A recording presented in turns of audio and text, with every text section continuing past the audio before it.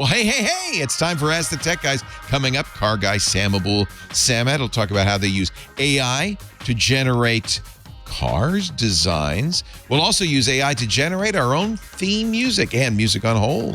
It's quite nice. I am Mikah Sargent, and we also talk about how it's never a good idea to host your own game server. And is it safe to shop AliExpress? All that and more coming up next on Ask the Tech Guys.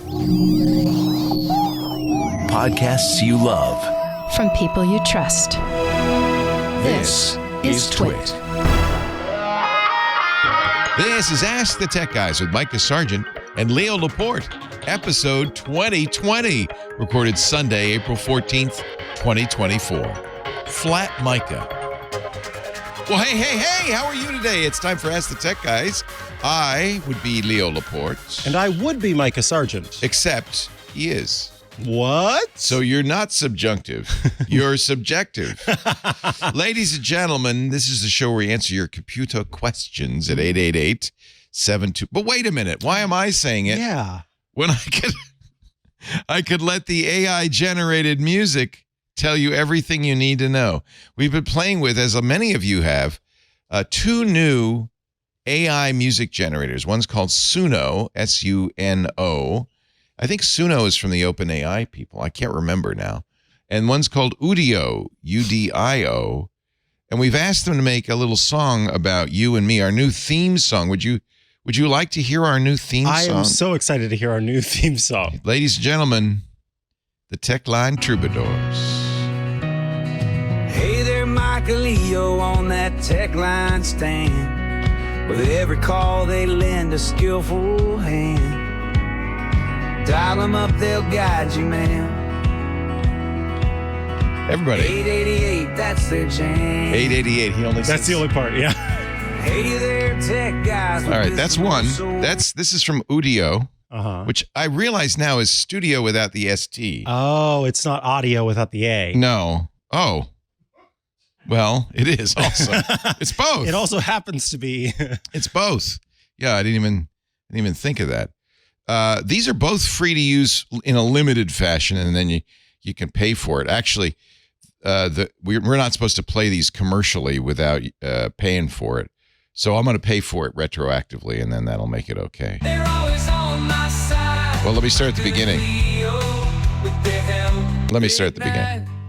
Got a problem with my laptop. He's got a problem with his laptop, folks. Joe hates this, by the way. Feeling like it's gonna dry. It rubs him the wrong way. Reach for the phone, gotta give him a call. Does it rub you the wrong way? No. The tech guys who won't let me fall. Get ready. Dialing up the number 888. Got a good build to it. 2884. See, he's got the number. They pick up the line, even if it's 4:15. Even if it's 4:15. No, we won't pick up the line after 4:15. Well, it depends what time. Voicemail will. My tech worries away. Soothe those tech worries away. Their expertise, they brighten up my day. Oh, my God, Leo, my digital saviors, fixing all the bugs in my tech behavior. Fixing all the bugs in my tech behavior. It wrote that, Keeping me stranded. and it wrote that in less than 30 seconds. It's good that so much of what music is, and even music theory, is mathematics, right? Like That's a good that point. does help. Although I have to point out, I use Suno. We were playing with it because it's OpenAI. Microsoft has it as a plugin for what do they call that thing? Copilot. Oh yeah, the plugin for Copilot. And so I played with it. It was not that long ago, 6 months ago on Windows Weekly. It was terrible. It was awful, truly It was awful. like, okay, obviously a machine that knew nothing generated this. The progress they've made in 6 months is mind-boggling. Imagine a year from now or 2 years from now. Or is there a limit? Is there a ceiling as far as it can go? I have to say, at this point, my feeling about all of this AI is it's adequate for a lot of stuff, but not as good as a human. Mm-hmm. And there is something a human does that's unpredictable, that's weird and different, that makes it interesting. And so it isn't as interesting as human written, But it is absolutely as interesting as every damn theme song we bought on Tech TV for millions of dollars and that took months to generate and many back and forth meetings. You know, that's better than the call for help theme almost. I just feel like we are living as I had expected for the last 6 months in unusually interesting times. Very interesting times. Yeah. And the progress that is being made on all of these fronts is mind-boggling, as you've said. And I wonder how it's going to change how we value media in general. Already, so somebody in the Discord, Mr. Met is, no, not Mr. Met, one Brian is saying, imagine all the musicians out of work. And you know who's out of work? The Muzak guys. Muzak, yep. The people who write generic wallpaper music. The machine does a better job of wallpaper music. I don't think the Leonard Cohens, the Guy Clarks, the Bob Dylans, the Beyoncés of the world are out of work because what they do is so human. I don't think a machine can even imitate it. Right. Does that make sense? Yes, absolutely. And if it is an imitation, it's very clearly an imitation, right?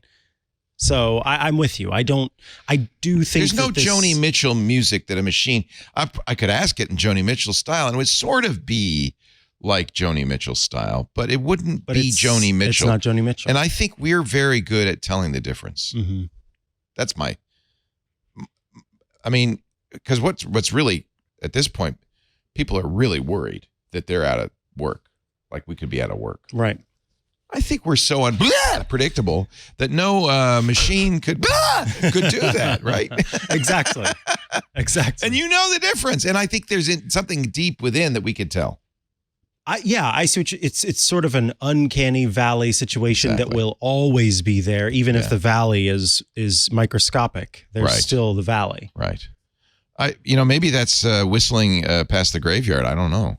We'll find out. Could be. But I feel like I'm actually more excited about this. I have gone from being a complete skeptic, and boy, if you listen to what Suno created 6 months ago, you would have been exactly. In fact, I'll find that. And you play too. It for you. It was awful. Not it's sold. like, oh, I'm not worried, no problem here. But and the same thing, by the way, with AI art. Hands were 8-fingered. There were weird limbs. There was stuff missing. But it's gotten better and better. But it's still, I don't think it's ever going to be human. No, I mean, you zoom in on some of those photos and it's like, it's gross. It's still, it's Uncanny Valley. It's very, very uncanny. And that's why we have that. It's a biological, I believe it's a biological trait to protect us from eating things that would be dangerous or going to somebody who's ill. We stay away from somebody who's a little weird because they could be ill and we could catch it. And I think that's deeply rooted in our genes, and that gives us that queasy feeling when we see stuff that's not quite right. There's something off about this. Yeah. We go, well, I'm staying away from that. I don't want to catch whatever that is. Catch the AI disease. Anyway, these two programs this week made huge news, and I thought we should play with them. And I think if you hear it, you go, yeah, that's as good as 50% of the crap that's out there. Yeah, absolutely. And I underline the word crap because it only replaces the mediocre, I believe.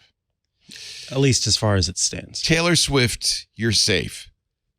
Depends on how you feel about Taylor Swift. I guess, yeah.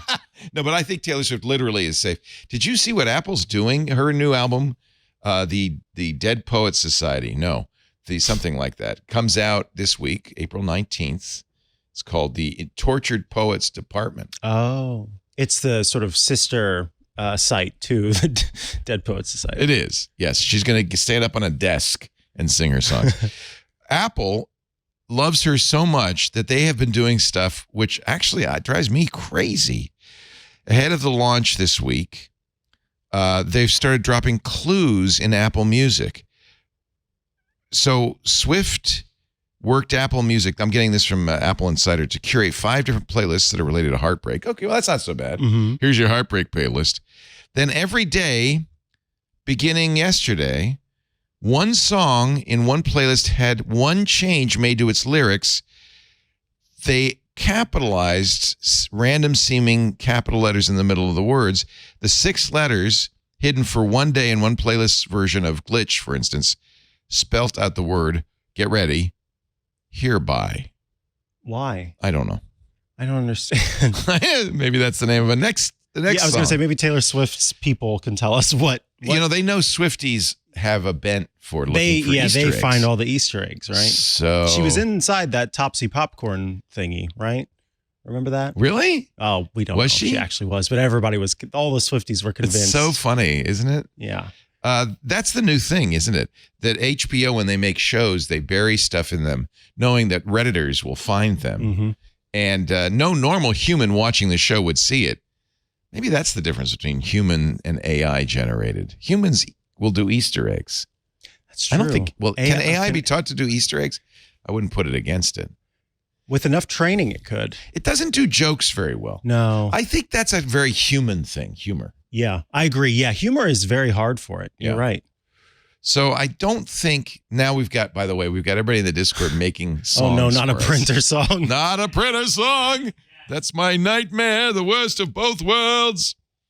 Let's see, what else is news? So now you know that Taylor Swift's got a new basically, album. I mean, okay, so we have seen Apple Music works with different artists when they're about to release new music, and occasionally will do different things. For example, Dominic Fike released an album. It's been a while ago now, and leading up to Dominic Fike's release of his new album, he had a live session that played over Apple Music. And so there was a takeover in Apple Music where you saw Dominic's line of work, and then finally the actual show happened. And leading up to that, there was a video interview with Zane Lowe.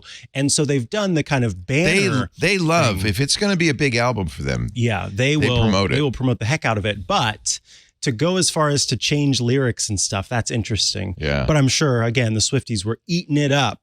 I'd love to talk to Abrar El-Hiti about it, see if she picked up on it. She's a huge Swiftie. Why am I? You know, it seems to be young women. Mm-hmm.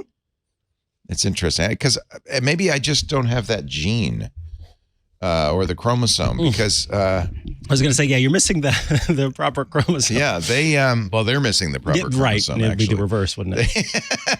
There's something that it's not that she's bad. I like her music. Yeah. She sounds good, but there's nothing that grabs me, you know, like a Leonard Cohen or a Joni Mitchell but maybe that's because it's mine. I can appreciate that she is a good artist. Yeah. I am just not into her work. Yeah. She's the AI of popular music as far as I'm concerned. So there. Okay. I said it. I said it. Good luck with your email for the next 3 I am in weeks. deep trouble with the Swifties. No, I love the Swifties. Because who wouldn't love the Swifties? Or else. Or else. You know, I remember a long time ago, Christina Warren and She's a Swiftie too. She and I used to do a podcast together. It was called Cartooncast. And on it, we besmirched, apparently, the good name of Josh Groban. And I have never received so many emails about a person than I did whenever we said something really harmless about Josh Groban. I was caught off guard. I didn't know there were still so many Josh Groban fans out there. I love Josh Groban. Oh, no. Sam Abuelsamid is coming up in, an hour and a half, 90 minutes? Yes? Am I correct? Yes, noon. At noon. I thought at 1. No, noon. Noon, in half an hour. Yeah. So we better get to some calls. We do need to 88, as the troubadour says, 888-724-2884. If you call right now, you can get in the queue and we'll put you on. You press *6 to unmute. There's the Zoom call too at call.twit.tv. And then we have a bunch of emails. We have some voicemails. If you call during the week, you'll get the voicemail. You can leave us a voicemail. Are you ready, Micah? I am so ready. Do you feel good? I feel great. Na, na, na, na, na, na. Let's do one commercial and then we'll go to the first call of the day. Actually, I want to do this because you installed it. The amazing Eufy Video Smart Lock E330. A lot of people getting doorbells with cameras, right? Mm-hmm. These days. A lot of people also getting door locks that you can open when you get close with your phone. This combines those two into one ¿Por thing. qué no los dos? ¿Por qué no los dos? The both of them, and watch, Micah's going to do it with a single screwdriver. There are a couple of things that I particularly love about this Eufy. First of all, there's no subscription. Ding, ding, ding, ding. Really love that. Mm-hmm. Your videos stay local, either on the lock or if you get the hub that goes with the entire Eufy home system, you could store months worth of videos. Look how easy that is. I also like it because there's a key I love that feature. Yes. hidden underneath the switch there. And that battery easily charged, removable, lasts around 4 months. Lets you know when the battery's low. And if it does run out, there's still a key, which is huge. Opens with a fingerprint as well as with your phone. You can give somebody the passcode so they can get in. It's a great camera. Here's the fingerprint. Watch that. Less than a second. It's about a 0.3 second fingerprint recognition, and it unlocks within a second. And look at that. The key. There's the key. I think that's huge. That's so important because what happens if the battery runs out? What happens if you forget your passcode? It's just a backup. What happens if you've got gloves on? Or you don't have a phone with you, or whatever. Whatever it might be. Remote control, 2K clear sight, two-way audio, enhanced night vision. So everything you'd want with a camera on your doorbell. I just think this thing is incredible. And it comes from Eufy, which you should know the brand name. It's Anker's home system. So we love Anker. We've been Anker fans for years. They have Eufy and Soundcore, and this is part of their Eufy entire whole home automation system. But you get it standalone. The Eufy Video Lock recordings stay local. You never pay for storage. You never pay. Now, that looks like it's $27,999. It is not. Go to Amazon and see, but it's roughly $280. Eufy Video Lock, search for that on Amazon. Or you can go to Eufy on the website, eufy.com. Eufy.com. 18-month warranty. Great 24/7 professional customer service. Eufy is a really good company. We really like these guys. And they've answered all my issues with a smart lock. No subscription. It has a key. Your videos stay local. The Eufy Video Smart Lock E330. Check it out on Amazon. Just search for Eufy Video Lock. And you get 3-in-1 security. Everything you'd want. The camera, the lock, all in one. I love this. We installed that. That was the engineering room. Yes. So now Burke can't get in. We've been trying to keep him out for years. No, Burke has the fingerprint. Like that. So cool. Very cool. Thank you, Eufy, for supporting the tech guys. Now, let's ask our esteemed producer John Ashley. Yes. Who should we talk to, John? We're going to talk to this caller when I bring up on the screen. Once I hit this button right here, I got to do it. Once I got He's got... I shouldn't be talking to him. Twists and twirls. This caller right here. Pop it. Twist Hey! it. Hello. He popped into our Stargate. What's your first name? I'm Mike. Hi, Mike. Where are you calling from? Orlando, Florida. Beautiful Orlando. Welcome, Mike. Thanks. What can we do for And you? hello, Micah. Hello. Mike and Micah. Yes. I'm I had a left question. I had a question about editing HDR video. Oh. I shoot some on the iPhone, and I've been shooting a lot of events I go to, and I'll put together just like an hour long, just video of what I've shot, just to kind of have a remembrance of it all. And the only device I have that's HDR capable is a Mac Pro laptop. I'm editing on Premiere, and it takes an hour. I'm sorry, it takes a week to export an hour's worth of HDR video. No, you're not exaggerating. One whole week.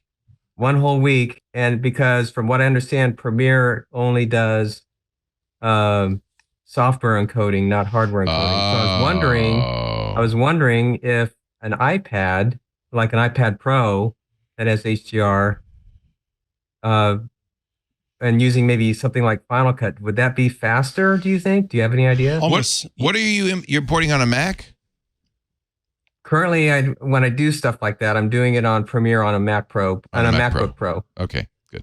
A MacBook Pro. Yeah. So I can say with almost all certainty, yes, it would be so much faster. That's a failing of Premiere. Yeah, that is absolutely. I literally have worked with. I don't think I've had an hour of HDR footage, but I've certainly had up to 30 minutes of HDR footage. You because you have Premiere, you probably have a subscription. Do you have Lightroom as well? I have access to it, but I'm a video producer of my company, so I'm not really using Lightroom. I understand, but if you import it in Lightroom, it might be faster because Lightroom's part of the clouds, Creative Cloud. Okay. So if you import it once, you might even try Bridge to see if it does a better job. It seems like that's a failing of Premiere. Yeah, That's very wild strange. That the export chews on it for so long. It used to be. It's kind of funny that you bring this up. Back in the days of Intel, I would do kind of the last part of my video export on an iPad Pro instead of doing it on the computer because it took so long. Oh, so you're familiar with this? It's just it would chew on it, and this was earlier days. Now, yes, with the Mac Studio that I have, even with this M2 MacBook Air, it would export it so much faster than it would if you were doing it. It's a shame that Premiere is only doing software. How big are your, you said 1 hour. How big are those files? Oh, once they're exported? Yeah. No, just, on the phone, how big are they? Oh, I'd have to go back and look because there are a bunch of individual files I'm stringing together to make 1 hour. So it's at least 2 gigabytes per. Probably. Yeah. Probably something. I'm shooting 4K 60 and HDR on the iPhone, so it's probably something like that. Wow. Boy, I think certainly ProRes would do it. ProRes RAW would do it. Do you have Final Cut? I don't. Like I said, I've been using the Premiere suite. But that's something I'd be willing to try and learn is Final Cut and doing that. I wonder if you can get a ProRes RAW test many years ago subscription. People always laugh at me when I say that because I'm not that old, but many years ago for me, I started in Premiere and then I started working at a company that worked in Final Cut. And so I moved over to Final Cut and I found the transition pretty easy. So I don't think you'll have too much issue with that if that's something that you really feel like doing. You don't really need to use Final Cut if you don't want to, because you can use the ProRes RAW importer that comes with Final Cut. I'm wondering if Apple offers that as a free download. But because that, by the way, the point being that does use the GPU. So encoding should be faster. Yeah, but you were talking about RAW uses the GPU versus shooting. No. Normal. There's an import app. Let me see. Wait a minute. Maybe it's not. I see what you're saying. Okay. Is it Compressor? There's an import app that will import the ProRes compressor. Yeah, it's $50. I wish Alex Lindsay were sitting over my left shoulder here, because this is his bailiwick. Compressor integrates. I just wondered tightly too, because it's kind of, I would call it casual editing. I just wonder if working on the iPad would be something where it'd be doable and maybe even you'd even be faster. happier, frankly. But so you can download Compressor for $50. Unfortunately, I don't believe Apple offers a trial. That is what Final Cut will use to import the video. And I would imagine Compressor is going to be faster than Premiere because it's made for the Mac and it's going to use the GPU. Okay. It will take HDR video. It will give it to you in a variety of formats if you want. It'll do P3, D65 PQ, 2020 HLG, 2020 PQ for HDR10. So it gives you a variety of formats. I'm sure Premiere supports at least some of those, if not all of them. It's $50. It's not that you're still editing in Premiere, but I think this is the solution for you. Okay. It's their importer. It works with Final Cut Pro and Motion. And I'm pretty sure, well, boy, I wish Alex were here. I'm pretty sure it will import directly from the iPhone. That's really the main thing that it has to do, right? Advanced encoding for Final Cut Pro, support for industry standards, pristine format. Does anybody in the Discord have an idea of? So you want to take the iPhone HDR video and import it into your Mac so you can edit it. Absolutely. As Micah says, the iPad will be easier. Yeah, to clarify, I thought you were saying that it's the export that takes a week, not the import. Correct. Yeah, importing is not a problem. That's when he's it's exporting. Yeah, not on import. Well, this compressor will work on the export as well. But you can't from Premiere. Premiere won't You bop can't. it over into No. Compressor to have Compressor do it. Because Premiere Premiere's only works so Premiere its own. stupid. Yeah. Premiere works with what is Adobe's Media encoder. Media encoder. Yeah. So Media Encoder takes a week? Is that our experience? Are you? You said you were. Hi, this is John. Are you? You said you were doing this through. How are you encoding it exactly? It was through. Not through, but. He's using an iPhone to shoot HDR. It was I mean, are you doing shooting on an iPhone. I'm shooting on an iPhone, importing into Premiere, editing that HDR footage on a MacBook Pro in Premiere, and then exporting using Media Encoder. Are you But they- like I said, hardware they or only- graphics? No, because you're doing it through the MacBook. Yeah, it only does software encoding. From what my Yeah. research has found, Premiere doesn't support hardware encoding for exporting, so that's why it takes so long. Can you use something like Handbrake? Is there a third-party solution that can read Premiere? What is the Premiere file format? That's a good question. Well, I mean, I can export in various formats, but I got to Exporting is what takes so long, though, right? Yeah. Right, and I had to make it work for YouTube, so I was putting out, I think, an MP4 format. Your MacBook Pro is an Apple Silicon MacBook Pro?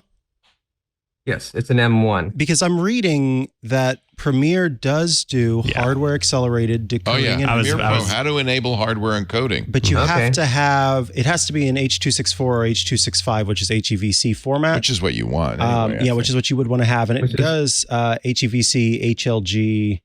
Okay, I must have missed that because I was looking around for that. Here I is couldn't the find it. Adobe page. Yeah, we'll include a link. GPU accelerated rendering and hardware encoding, decoding. So I apologize for wasting everybody's time.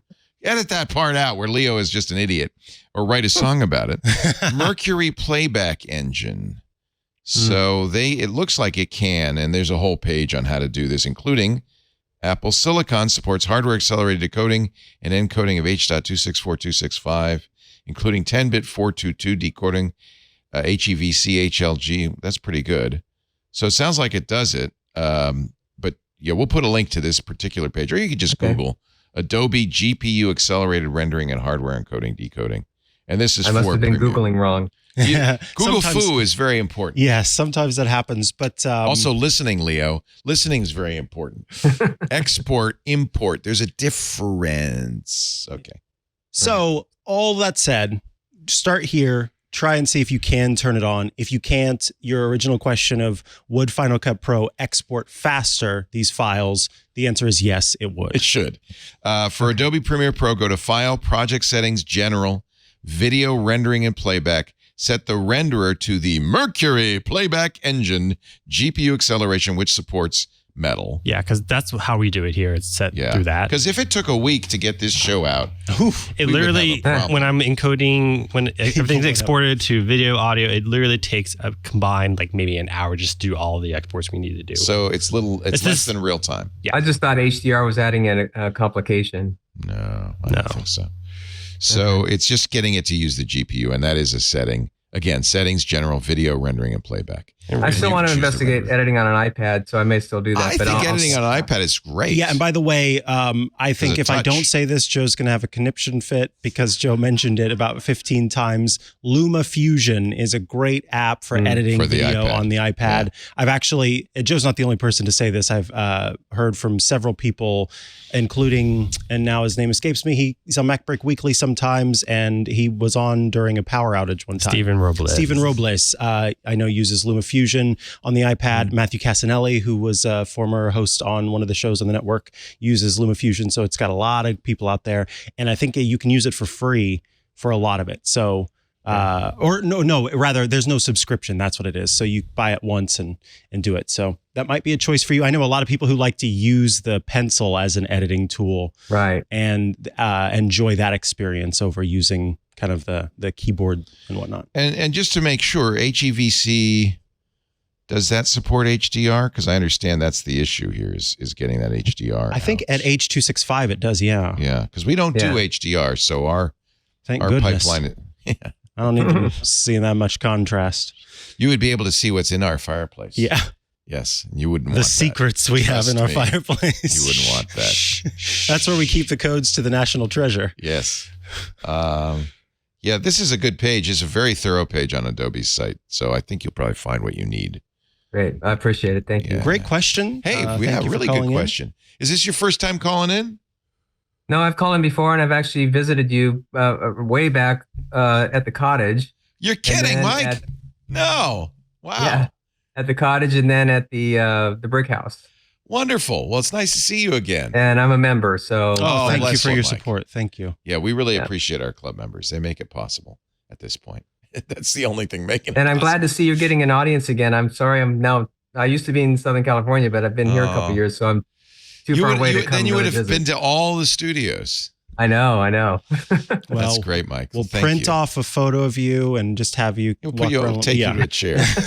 Like Elijah. This is Mike's seat. We keep it open in case he shows up. Thanks, Mike. Thanks so much. All right, thanks so Take much. care. We do have an open studio next Sunday. I don't know if it's full. You should go to, what did they do if they're not club? Tickets.twit.tv. Tickets.twit.tv. If you want to show, just register. It's fine. We're not going to say anything. Yeah, what do happened was register, last week, a number of people couldn't make it, so we had extra seats. And now I understand why the airlines overbook. Yeah, Because exactly. people don't show. And so just go there, and then we'll let you know if we really can't let you in before you come, I think. Yeah, but that's We'll why do you have to something. register. Don't just show up at the door. Right. Do register. So it's this Sunday, and I might as well add this. Lisa keeps saying this is the last one ever. She does. Yeah. I don't know why she says that, but she says that. So, and she's the boss. So if she says it, it must be true. My suspicion is that, well, first of all, she has to come in on our day off to do this. We bring in people who are not working to do this. It's expensive. But I also think that she thinks we're not going to be in the studio that much longer. That's my guess. She doesn't tell me. I listen when she's sleeping and see if she'll talk her to That's sleep. smart. Yeah. And all I hear is last chance, last chance. April 21st, last chance. So you have to read the tea leaves on that one. But we would love to see you if you come. It'll be a lot of fun. I'm going to be flying. I'm going to see my mom tomorrow. That's right. Yeah. Early morning. I'm going to be in Providence for the 4 shows rather, Tuesday and Wednesday. And then I'm flying back Saturday night. So God willing and the creeks don't rise, I will be here Sunday, April 21st. If not, you're going to be signing all the autographs and wearing the big fez. No, We'll have a couple Red Bulls out for you. I just will in be case.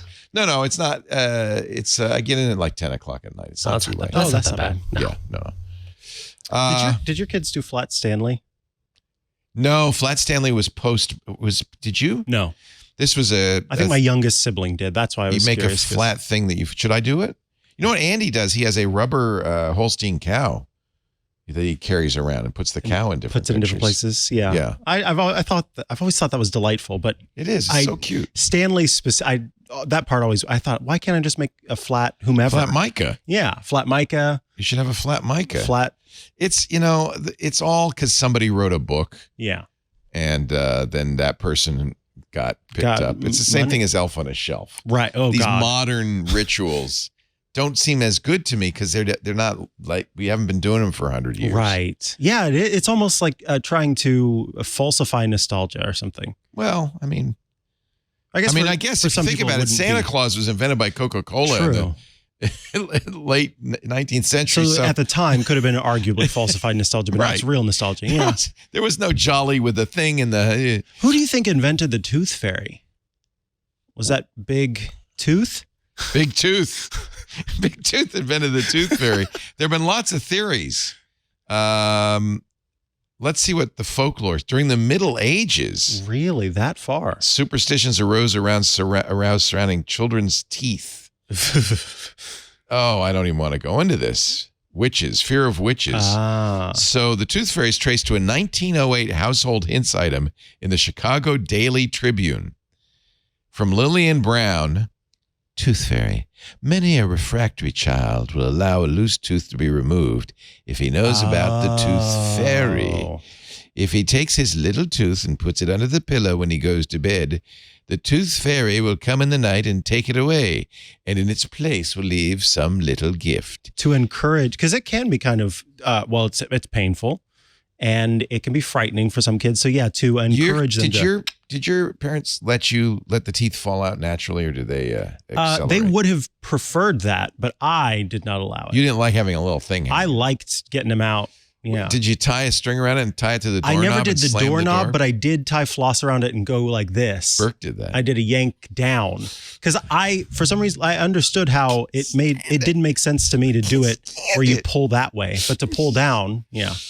I'm glad my teeth don't fall out. I'm getting to the age now where they're going to start. Oh no, they're going to. It all comes full back circle. around. I'm going to have the tooth fairy, but Have the tooth you fairy better ever- leave something better than a nickel tchotchke under my pillow. Have you seen the X-rays of a child skull where you can see the second their teeth. Yeah. Oh my word, it's frightening. Second set. Humans are gross. Anyway, I know. So can we not talk about it? yeah. How about we shift away from the subject and I was just pick trying up to do on enough time so that we could wait for our dear friend to Well, join us. how about this caller that I have lined up ready to go? Oh, you have a caller. Hello, Well, caller. Welcome. Thank you, producer. To Ask the Tech Guys. Remember, *6 to unmute.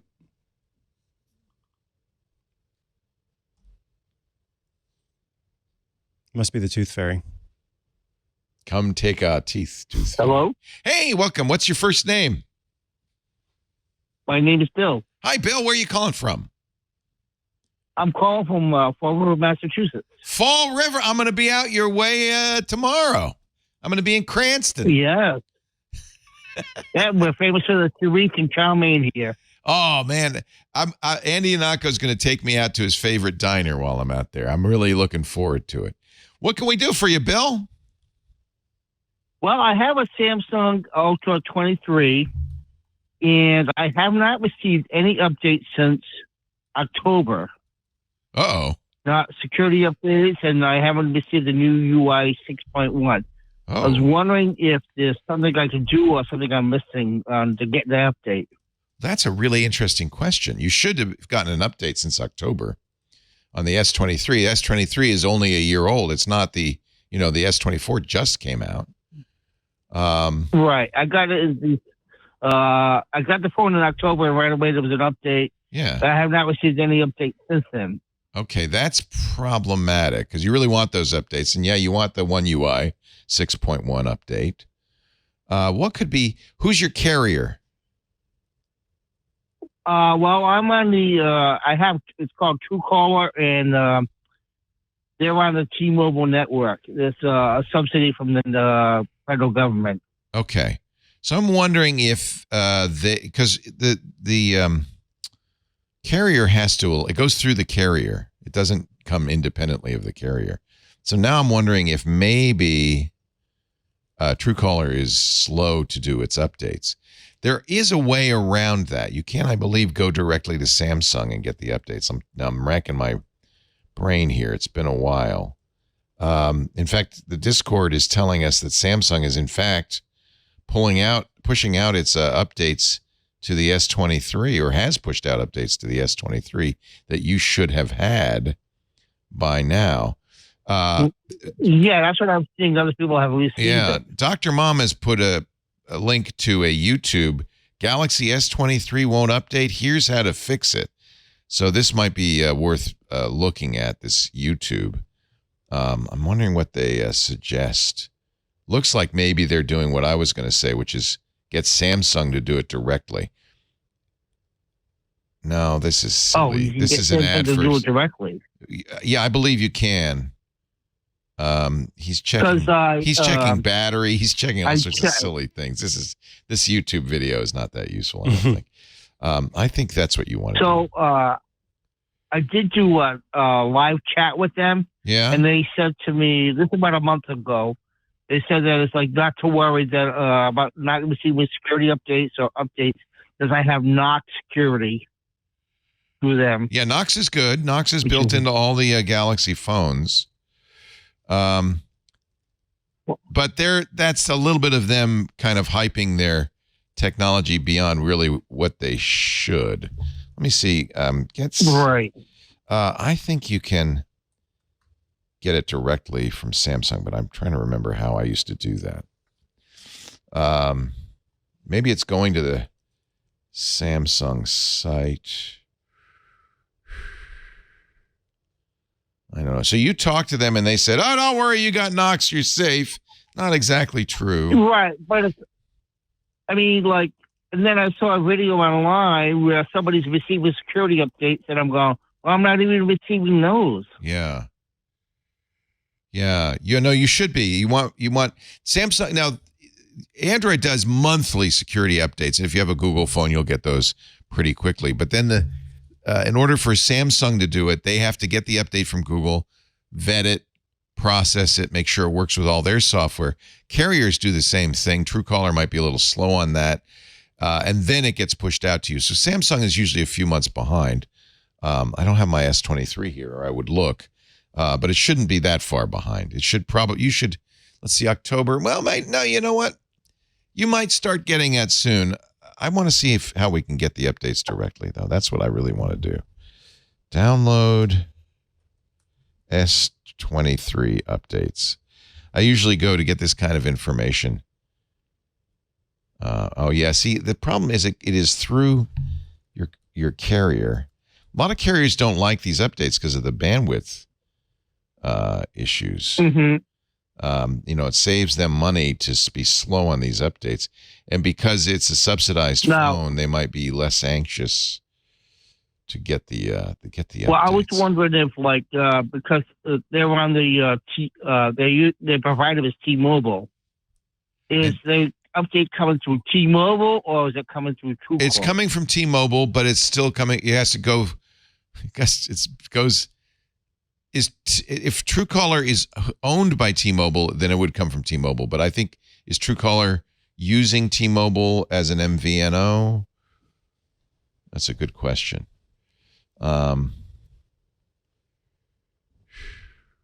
Maybe you cannot get it from.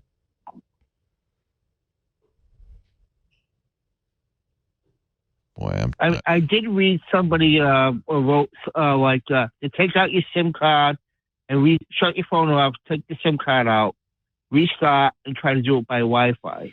Are you on Wi-Fi?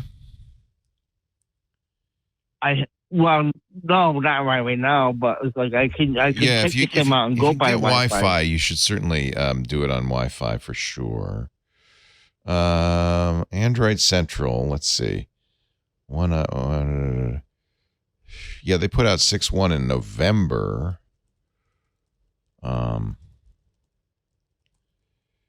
This has always been a problem where the carriers get in the way. They're part of the issue. It's one of the reasons why Google and Apple both started doing updates in their stores. Google moved more and more of the software into the store so that they could push Android updates through the store updates. So you certainly should do your store updates. That'll update the Google subsystem stuff on your Samsung phone. It won't update the Samsung stuff, but it's better than nothing. And it's one of the reasons Google did that is because they weren't getting updates very fast from the other guys. I am looking and I don't. There was an April update which was going out yesterday. So I haven't received that. Yeah, but that you won't get for a few weeks. Yeah. So I go to Samsung's member program. Yeah. And it says that I'm on a One UI beta program. Oh, that's a big problem. Get off of that. The beta will. Now, how do I get off of that? Well, I don't know how you're on it. That's probably in the settings somewhere. Look in your firmware update settings and see if there's a switch for being in the betas. You definitely don't want to be in the betas. One would think that's going to make it faster, but it's going to hinder the real updates that you really want. I would not be in a beta if I were you. That's weird that it thinks you're in a beta. Yeah.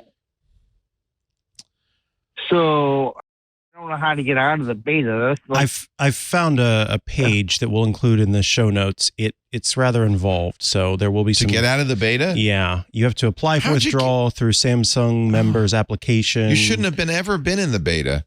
Maybe that's an error. I think that might be spurious. Rollback, and it's a little involved. I think maybe you aren't in the beta, and that's just a it could be it could be inaccurate.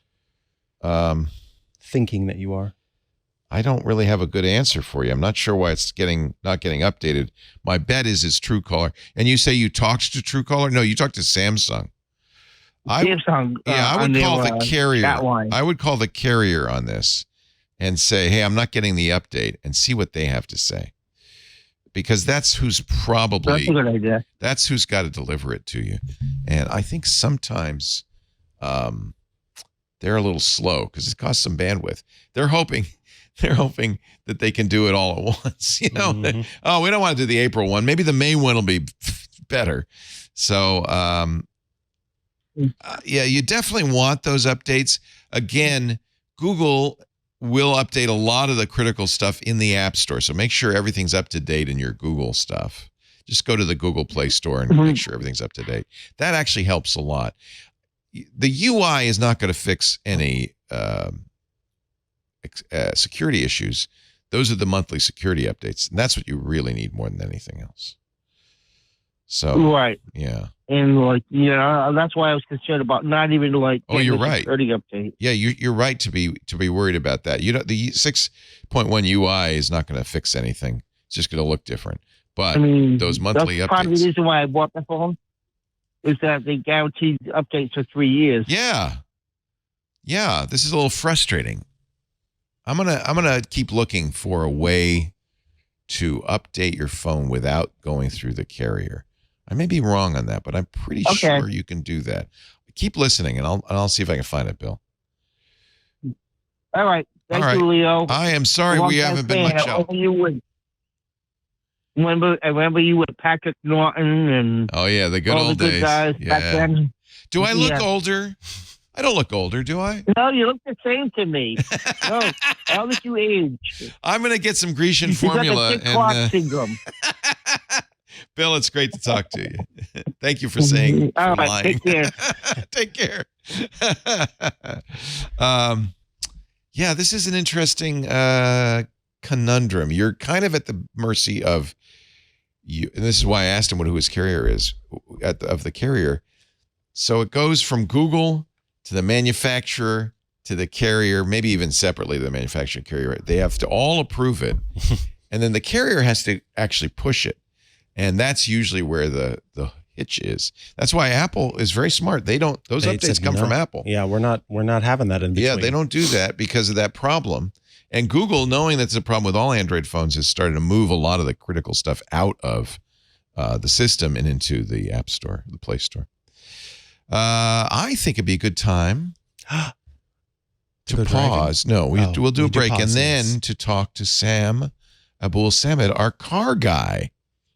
Our show today brought to you by Zscaler, the leader in cloud security. It's no surprise cyber attackers it's inevitable, right? Using AI in very creative ways to compromise users, breach organizations. We had the story a little while ago where that poor guy who worked for a company was invited to a Zoom meeting with a CFO and all these bigwigs. And they said, write us a check for $25 million. And he said, yes, sir. Okay, sir. Except it turned out they were all deep fakes. It wasn't real. It wasn't real. AI is a real threat, from high precision phishing emails to video and voice deep fakes of CEOs. Maybe you've seen the celebrity deep fakes. Really annoying a lot of celebrities now. They're all over Twitter. In a world where employees are working everywhere, apps are everywhere, data is everywhere, it's not enough to have a firewall and a VPN. It's just not doing the job. They weren't designed for these distributed environments or these really smart AI-powered attacks. In fact, in some cases, firewalls and VPNs have become the attack surface. That's no good. In a security landscape where you got to fight AI with AI, the best AI protection comes from having the best data. Zscaler has extended its zero trust architecture with powerful AI engines that are trained and tuned by, get ready, 500 trillion daily, everyday signals. That's how you keep up with what's going on out there. You pay attention. Zscaler Zero Trust Plus AI helps defeat AI attacks today by enabling you to automatically detect and block advanced threats, discover and classify sensitive data everywhere, generate user-to-app segmentation to limit lateral threat movement, and, of course, quantify risk, prioritize remediation, and it's nice, generate board-ready reports so they know you're doing your job. Learn more about Zscaler Zero Trust and AI Plus AI to prevent ransomware and other AI attacks while gaining the agility of the cloud. Zscaler Zero Trust Plus AI. Experience your world secured. Go to zscaler.com zscaler.com/zero-trust-AI. That's zscaler.com/zero-trust-AI. Zscaler. Thank you, Zscaler, for supporting us, the tech guys. And now, ladies and gentlemen, we go to beautiful Ypsilanti, Michigan, where the fire is roaring and the sun is shining and Sam Abuelsamid is sweating. Hello, Sam. Sam. How you doing? Oh, we can't hear you. How about if I press, we can hear unpress ya. the cough button?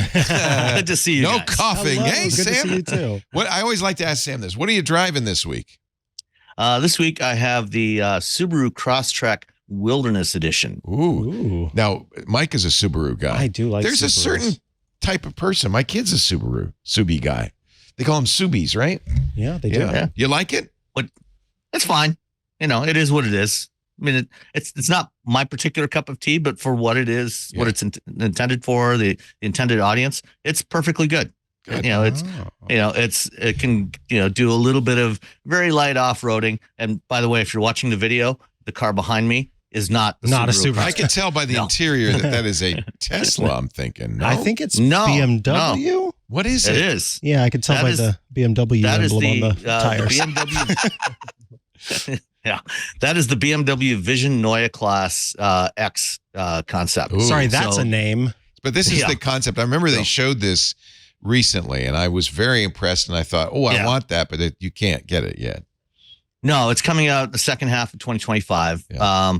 It's going to look very much like this concept. So Neue Class is literally German for new class. So this is their new EV only platform that is launching next year. I have to say, I could not be happier with their current EV only i5. It is a wonderful car. Really, really happy with it. I'm glad you like it. Yeah. The difference though is the car that you have, the i5, the 5 Series platform, is actually a flexible platform. Right. So BMW makes versions of that same platform that are all electric, like yours.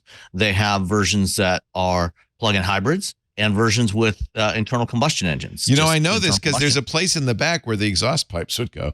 But actually, Yeah. it was one of the reasons I wanted this car because it doesn't look like an EV. So you're just driving down the road and people don't know that you're, stealthily all electric. Mhm. It just looks like a normal sedan, which I like. Yeah. This Yeah, does not. so- The Neue Class does not. Yeah, well, it's not that it necessarily looks particularly like an EV, but this is the new design language that BMW is going Okay, for. good. A cleaner design. The interior.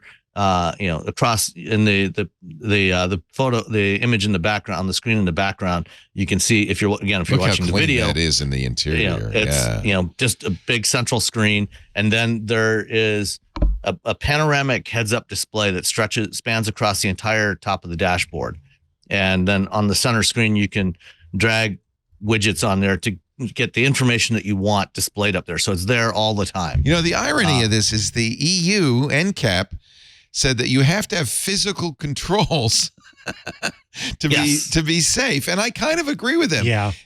Tesla's gone way too far in the other direction, where everything's on the screen. You have Is to this look. What do you think? Does this have physical controls? It doesn't look like it. It has some, but I think the production version of this, again, this is the concept.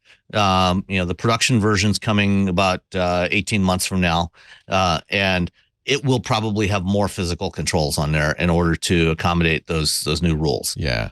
In fact, Elon had to do a software recall on Teslas because the flasher icon was too small or not obvious. Yeah.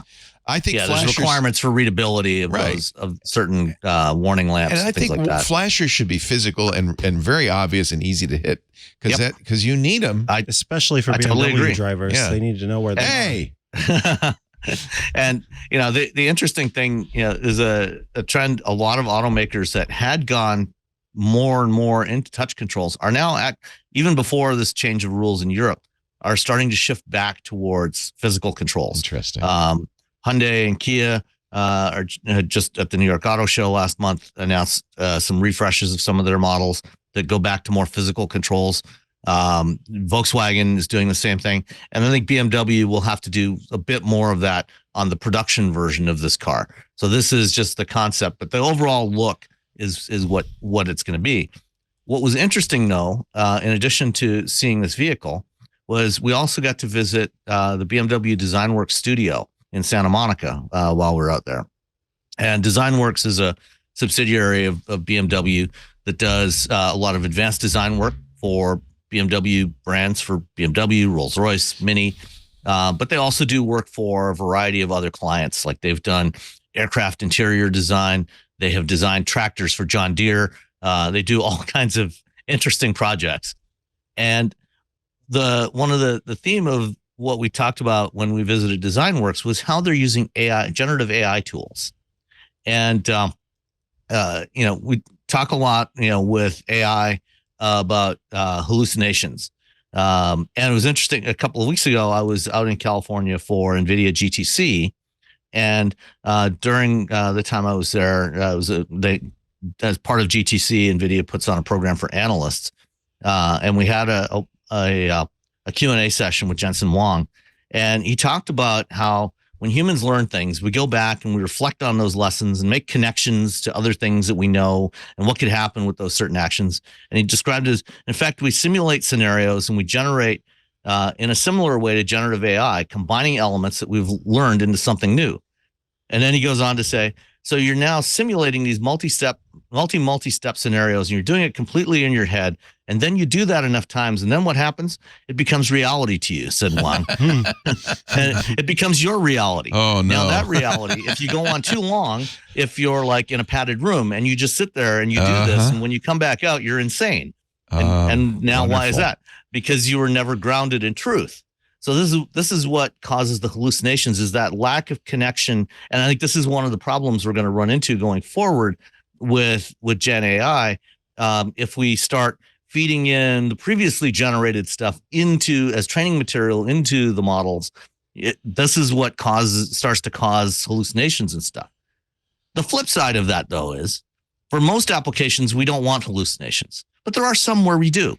And this is where the designers actually like the hallucinations, because if you've ever been into a design studio, one of the things you'll see inevitably in there is you'll see mood boards. When they start on a new design project, the designers will take some time and they'll go through books and magazines and websites and all kinds of things. Then they'll find images and words, passages that they think, are give them the theme, the right mood for the product that they're about to try and design. And they put all this stuff up on a mood board. Well, what the designers at DesignWorks are doing, and I suspect at most other design studios are doing something similar, is they're starting to generate their mood boards using Gen AI tools like Midjourney and Stable Diffusion, and using that to create. And now behind me, if you're watching the video, you can see some of the images.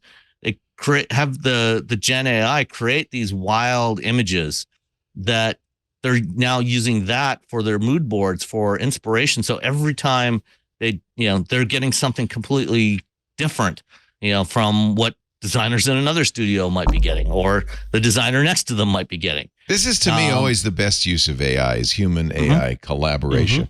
There was an article today in TechCrunch about a company called Neural Concept, which does AI aerodynamics. And in fact, 4 of the Formula One teams are using it because aerodynamics are so important. And I imagine this is going to be the same thing for EVs. Aerodynamics are so important. But what they're doing is they're not having the AI design the aerodynamics. They're having an AI work with designers to suggest, just like this that you're talking about, to suggest ideas. The designer says, "Oh, let's try that and let's see." It's a good collaboration. Yeah, so they're using this to get inspiration for colors and materials and textures, to use, as well as for inspiration for shapes, the shapes of the vehicles. And so there's all kinds of crazy things. And one of the things the designer doing this presentation talked about, he said, we actually want the Gen AI to hallucinate more. Yes. We want something original and wild and crazy that gives us inspiration when we sit down to do our design work. That's exactly what Neural Concepts is doing. He started it as a French student in the École Polytechnique for bicycles. He designed aerodynamic fairings So for land speed records on bicycles. Got it. Yeah. And they're now doing it for automobiles. Same idea. I think this is where I think AI is going to be very transformative, to be honest. Yeah, it's not a replacement. It's just another tool in the toolbox. Yeah. Yeah. And then as they go along, they're taking the images, the still images that are generated from a stable diffusion or Mid-Journey, and they are in fact using both of those and other tools. Interesting. Wow. And then feeding that into other tools to animate it, to create animations based on these still images, to generate something completely new, new animations, and then also experimenting with using it for marketing materials. So once you've designed the vehicle, then take some of the inspirational images and combine that back in as collages and different ways to create new things, with the stuff that they've designed and the AI generated materials. I was thinking that today, actually, well, my car is BMW's design palette is fairly dull. Mhm. Let's face it. That's probably part of their sales pitch, right? Except for some of the high end, cars. But the sedans, like the 5 Series, very boring looking. And the reason I chose it is because it just looks like it doesn't attract attention. Exactly. But I imagine the next generation of So you don't want to flaunt your wealth, then, is what you're saying. It wasn't that expensive. But I hated the early Priuses, which looked like teardrops or something, because they were so obviously weird looking, and it seemed like a marketing thing. But now I'm coming back. That was part of the appeal, though, for a lot of Prius drivers, is that virtue signaling. Yeah. See, I'm driving a better car. The Ionic is my favorite. It's beautiful. That's a beautiful vehicle, actually, and selling very well. So cool. So, but then now I'm starting to think maybe, that it would be cool to have a car that didn't look like any other car. Mm-hmm. That was coming. Remember Buckminster Fuller's the Dymaxion car, which was actually literally a teardrop shaped, and Bucky was one of those guys who thinks outside the box, and didn't sell well because it was perhaps a little ahead of its time. It was never manufactured. I think there may have been 1 or 2 prototypes. Yeah. What ended up happening with the Dymaxion cars, there was a fatal crash, and people decided, this thing is not safe. I don't know if it was unsafe, but it was aerodynamic, which is super cool. Here's a video of the Dymaxion car. It kind of looks like the VW bus that John's going to be getting. I think it was a trike. Yeah, it was a 3-wheeler. It was a 3-wheeler. Yeah. I'd ride in that. That looks fun. I think it looks cool. Yeah. But anyway, so good. Maybe we're going to get some interesting designs. I like this cloud bubble car design. Are we ever going to? That's a We're all going to float around in bubbles. to our next destination. I wouldn't hold your breath on that one. Darn. But DesignWorks is working with an eVTOL company. That is one of their clients. Yeah. So the VTOLs. the electric multi-quadcopters. Right. Very cool. Yeah. Very cool. Yeah. Those should look like clouds. They should look exactly like cirrus clouds. Yeah, so they don't. Around. So that way it doesn't sort of Destroy disrupt the landscape. view. Yeah. Very cool, Sam. Sam Abuelsamid is our car guy, principal researcher at Guidehouse Insights. He also does a wonderful podcast called Wheel Bearings at wheelbearings.media with Nicole and Robbie, and I love that show. Listen to it. If you like cars, it's a great show to listen to. And I get all my auto buying inspirations for the last few generations, I think, from you, Sam. So you've been very good. I see now, by the way, I see Mach-E's everywhere. Mm-hmm. Me too, yeah. Those Mustangs have taken off. They have, for Ford. Yeah. Yeah, well, it's amazing what happens when you slash the price. All of a sudden, people are very price sensitive. Okay, now. Yeah. And well, part I mean, we're in an environment where interest rates are high. So if most people don't buy their cars with cash, they finance them or lease them. And when you've got high interest rates, that means you're going to have a high monthly payment, and it's beyond the means of most people to buy most new cars. Are you one of those people who I think are right, but I don't listen to, who say never buy a new car? No. But financially speaking, you should buy the car after its massive depreciation in the first year. Yeah, get a used car that's relatively new. I've often given that advice, but I rarely listen to my own advice, especially when it comes to financial things. Yeah. So we usually buy new cars. I mean, we don't buy that many cars, but we tend to keep our cars for 8 to 10 years. That's okay. So the depreciation is not really an issue for us. Right. But I like, from every few years, get something new, something with a warranty on it. It's, for the most part, it's worked out fine for us. Yeah, reliability is probably more important to me than economy. Although I hear you can get this car for very cheap right now. And look at that, 30 miles per gallon of gasoline. For the teardrop car? So can you switch? Showing it. There you go. Oh, good deal on this car. It's slightly used. But that, by the way, 30 miles a little more crumpled now than it's a little crumpled. In that photo. But 30 miles per gallon is in, what was this, 1930? That's actually impressive, right? Yeah.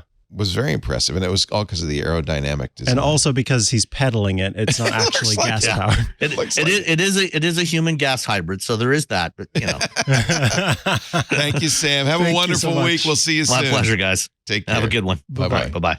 Yeah, I love that Dymaxion car. I just the thought of showing up with that at some place like, hop in, everybody, we're going for a ride. It's so fun to me. It's so fun. It reminds me of this show we were talking about before the show, the new Fallout series on Amazon Prime. That's which is a combination. It's kind of a quirky combination of.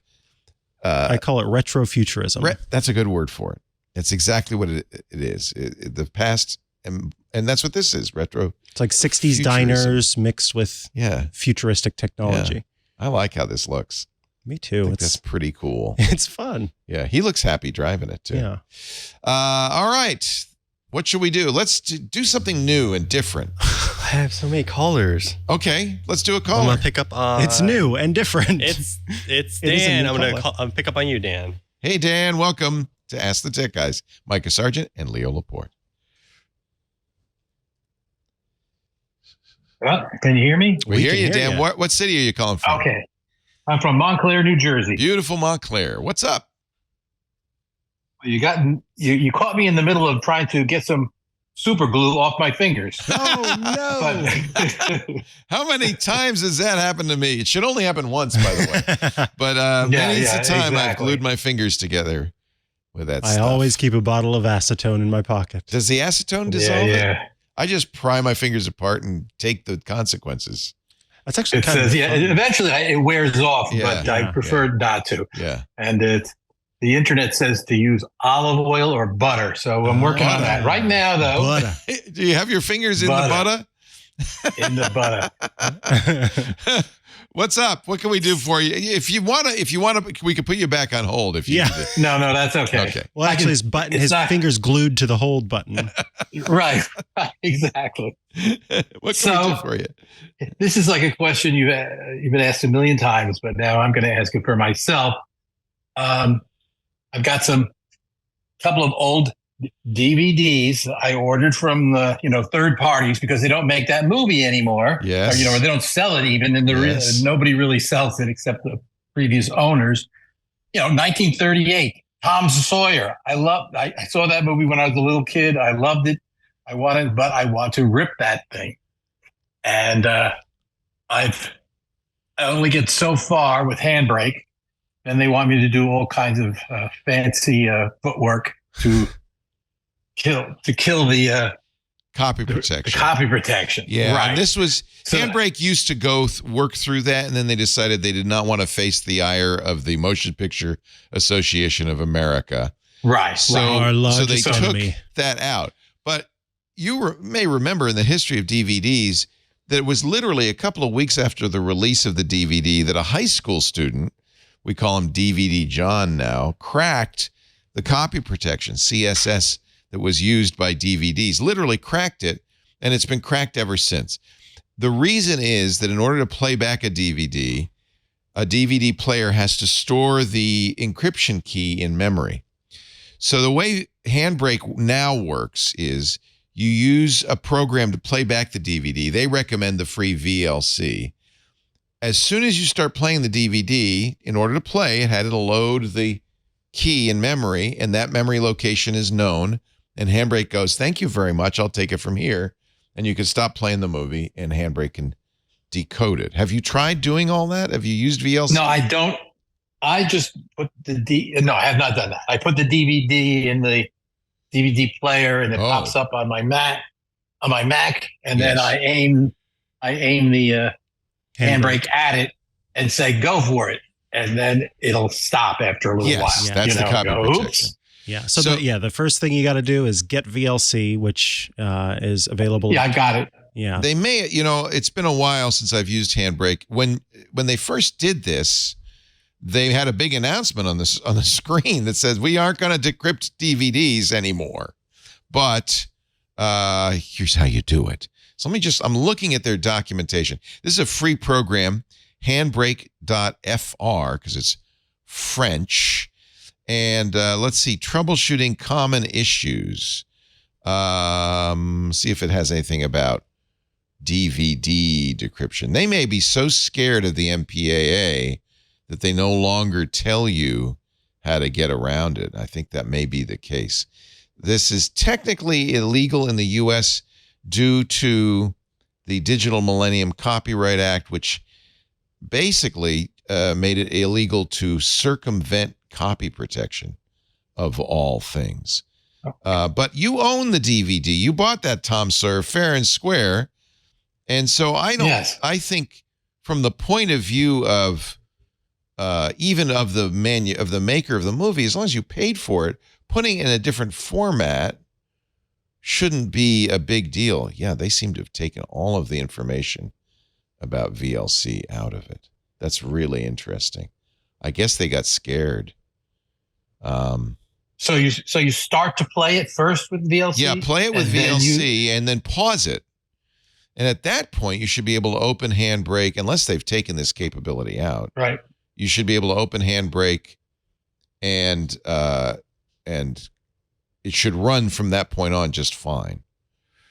Yeah, I don't see anything. Well, what about the commercial? That's the freeway. Then but of course, when you search for that ripping DVD, there's like Wondershare, I think, or a bunch of other companies. And these are all companies, most of them in the Caribbean, because they're, again, avoiding prosecution.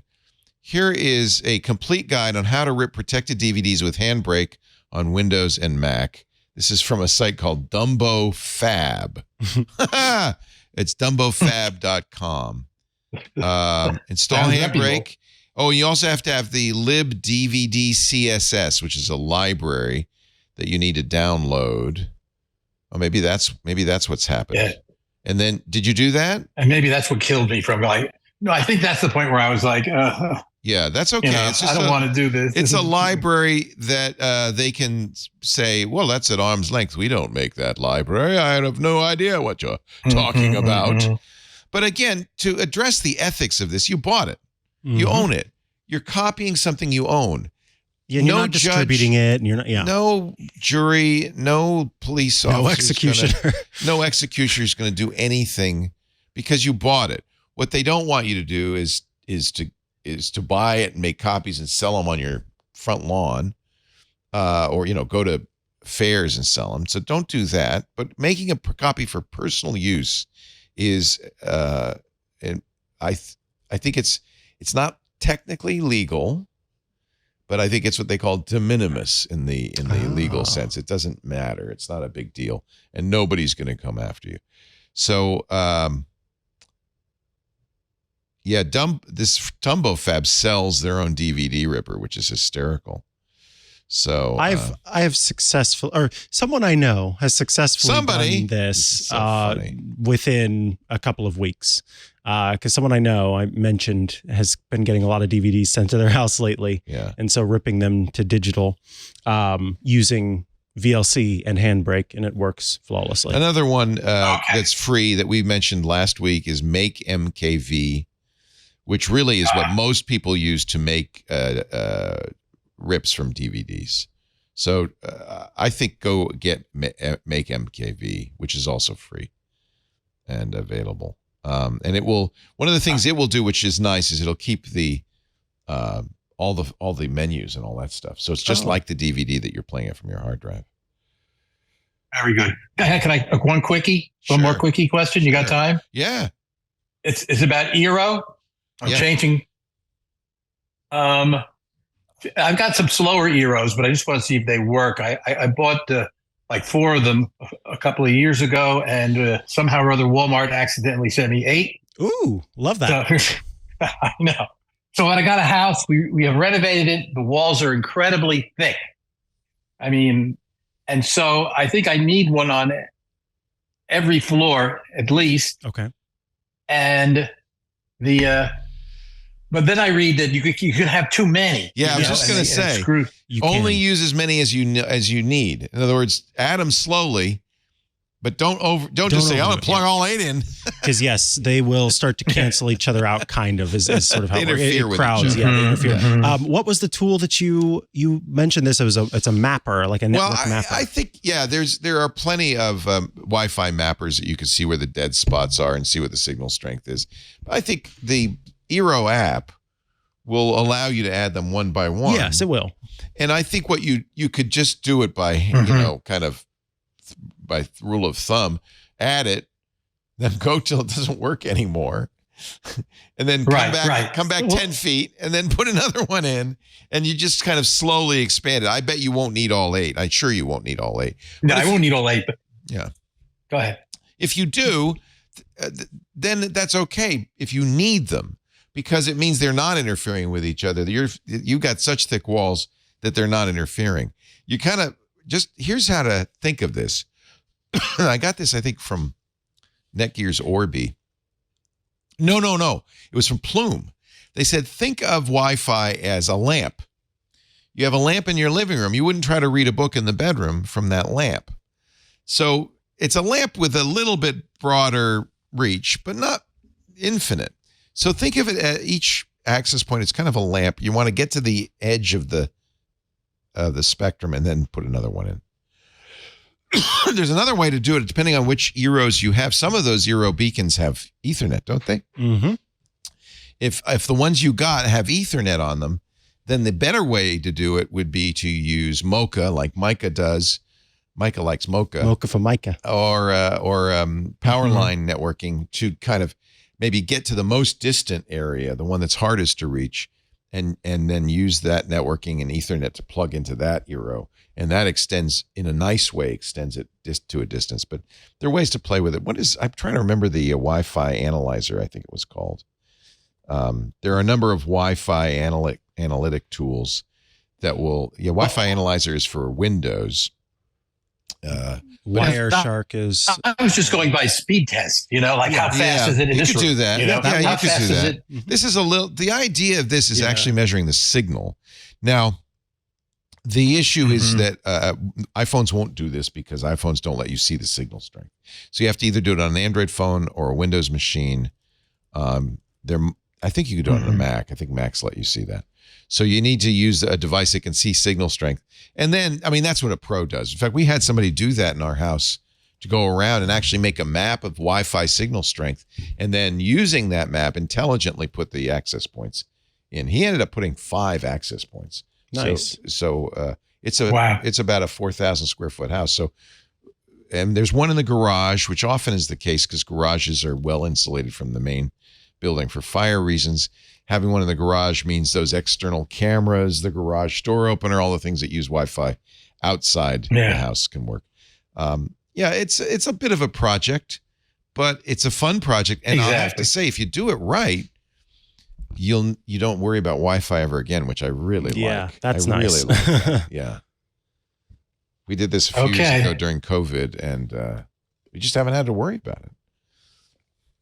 So just do it by hand. You don't even have to use a speed test. You could use that, but honestly, just you could just make a Zoom call. There you go. That's pretty challenging. Make a Zoom call, and when it starts to break up, then they put in another access point. Right.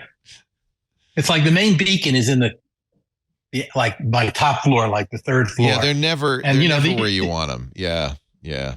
And then they also, it heads, so the only way the signal almost travels is almost like down the stairs. That's the only thing that's open. Right. Unless it's going to go through these thick walls. Right. So it's So think of it as a lamp, and the lamps don't get through the wall, but they maybe bounce down the corridor and around a corridor. Yeah, exactly. Think of it like light, because it is in fact electromagnetic radiation, and it's just if the walls have metal in them, or they're thick enough, it really won't go through walls. So you got to go around corners and stuff like that. It's a art.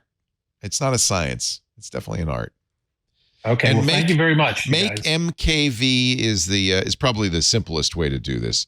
It is also free. It's very much like Handbrake, and it is really totally designed to rip not only regular DVDs but Blu-rays. Wow, it does Blu-rays as well. Yeah, and so apparently whoever made Making MKV is not worried about the Motion Picture Association of America, which means they're probably in Russia.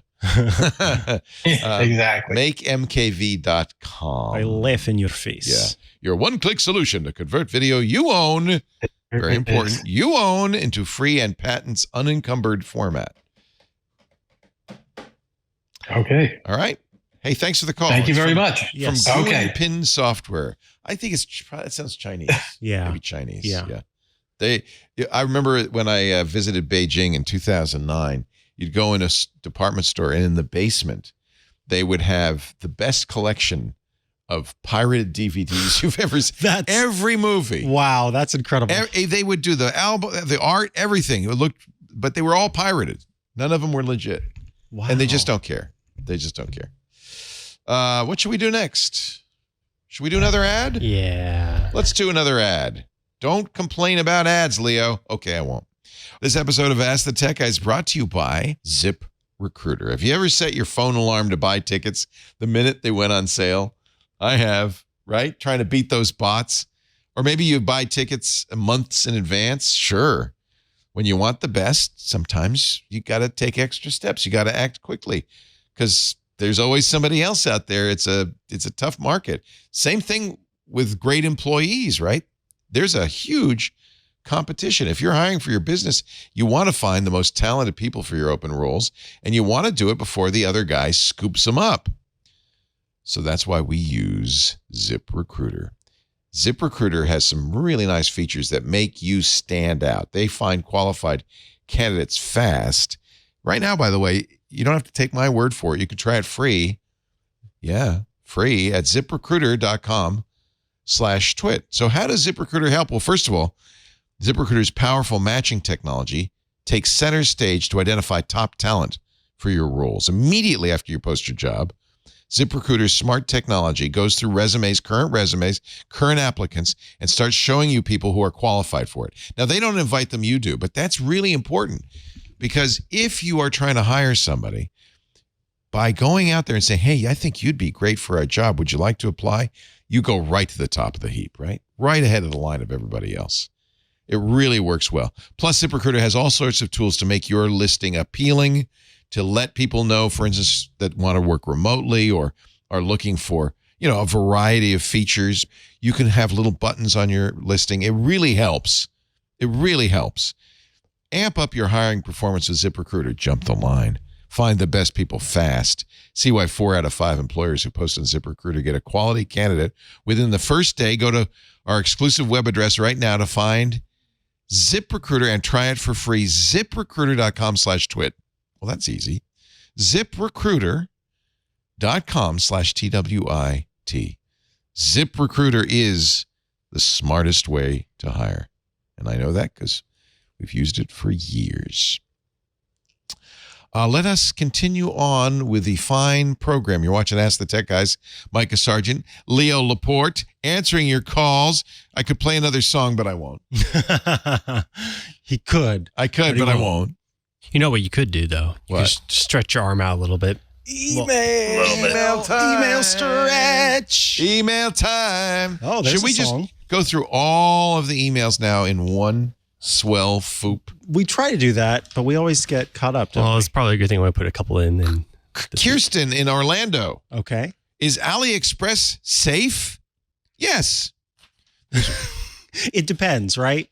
It's China. Here's the only download. And by the way, AliExpress is Alibaba, which is a big company in China. But there's others now who are competing, like Temu. In general, have you ever ordered anything from them? It takes a long time. It takes a long time. That's the difference. Yeah. Maybe like a month or two. I've never had a seller who didn't send something, but I have heard some stories about people who've had sellers who didn't send something. So in those cases, because you're working through AliExpress, you will be able to get a refund through. So that's my only hesitation there. That's why I said it depends. Which is, I think, just like eBay, right? There are times where you end up getting someone who doesn't. And luckily, since it's all through PayPal, you can dispute something if it doesn't come through. But yes, it can take a lot of time. I always enjoy just visiting, browsing. Yeah, AliExpress because it's so silly. I could use those juicy fruit panties.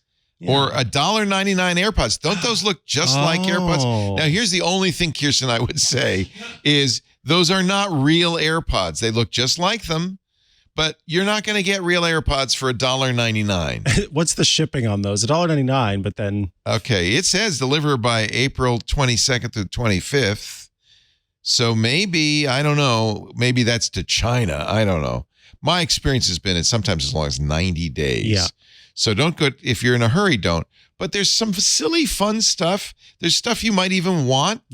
Who doesn't want a tongue scraper? Occasionally, there's some stuff you might actually want. If you want a stainless steel tongue scraper, dear Santa. $1.59.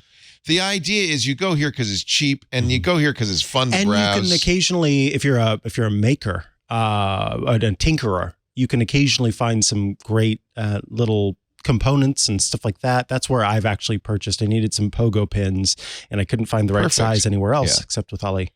And I would not expect great quality necessarily. Yeah. You get what you pay for. And a $1.99 pair of AirPods. You're going to get what you pay for. But you know that, Kirsten. Yeah. The question is it safe? Yes, it's safe. It's safe. Answer. That was one. That was quick. Good work. Can we got, I'll give myself 4 minutes to do all these till 12:50. PC game server hosting query from Gordon, or AKA Mr. Bungles. Oh, hi, Mr. Bungles. I'm trying to set up a public Valheim server for my 13-year-old son via PC Steam. By the way, Valheim's the greatest game ever. It's got too hard for me. I'm too old. The Mistlands, terrible, terrible. But moving on. I know how to get server headless via bat file. However, that's for a private server for people who are close friends and are trusted. Yes, because you're hosting it. Don't host it. Don't host it. He's got a dilemma. I've been posting. I've been posed with. Was trying to make the server public for anyone to join. Don't host it.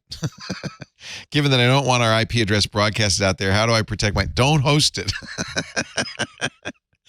There are ways that you could have a. Don't host it. No, don't. I'm not going to even answer that question. Here's what you do. Search for Valheim servers. There are game servers. It's on their service. There are lots of reasons it's better to host it there. You don't have to count on your bandwidth. You don't, power goes out, whatever. They handle all that. They manage the server. It's a few bucks a month. It's not expensive. Use a Valheim public server. There are quite a few. I don't have one to recommend. He really wants to host it at home. Don't host it. And by the way, don't host it. We used to use something called Hamachi for this, and that actually would solve the problem. Hamachi is now owned by LogMe, and I'm not sure that I would recommend it. But the idea is very good. I think Tailscale will do this as well. The idea is basically people who are not on premises with you can join your network as if they're on a local network. They use a special address.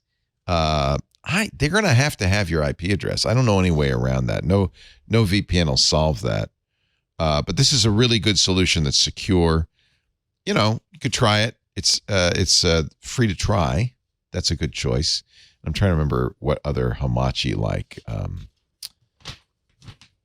What is it? Zero tier? Is that what you use? Tailscale, I think. Yeah. Zero tier is free. Okay. So zero tier is a free hosting solution. People are always tempted to host services locally. It's very rarely a good idea. Opening up the floodgates. Zero tier. Okay. This is also like, this is the successor, I think, to Hamachi, maybe. Zero tier, not TEAR. I'm Although there are immediately zero sold tiers. because of those circles. It's just telling me it just knows what it's doing. Yeah, recommended by our Discord. Zero tier is free. Eat the oligarchs, says use zero tier. So this would be, you would still be running the server on your, at home, on your own computers, but you would have peer-to-peer. It's called peer-to-peer networking. And I think this would protect you much better than just saying, here's our IP address. Hey, come hang out. I used to run Minecraft servers for Michael on our home server, but we run them here now. Let's see. We got time for another one? Yes, we do. Michael, Mobile, Alabama. I've been looking on Amazon for a good video capture adapter for my Mac Mini. I don't know which brands are good quality and trustworthy. Budget-friendly recommendations. I want to capture the video out on my Raspberry Pi and Windows computer on my Mac. We're going to pretend we didn't read that last sentence. Recommendations for budget-friendly. That's my problem, because I almost exclusively recommend Elgato's devices for video capture. Yeah, and I think Elgato has always worked best with Macintosh. So Elgato is a very good choice. If you're on Windows, I would recommend Hauppauge, which is a city on Long Island with an unspellable name, but for some reason this company decided that's a great name for our company. Hauppauge. I would have said hoppage. No, it's pronounced Hauppauge, like you're hopping over a hog. Hauppauge. Or Hauppauge. They have a variety. These are actually, they make very good Windows captures, but these are all for Windows, I believe. I don't think they have anything for the Mac.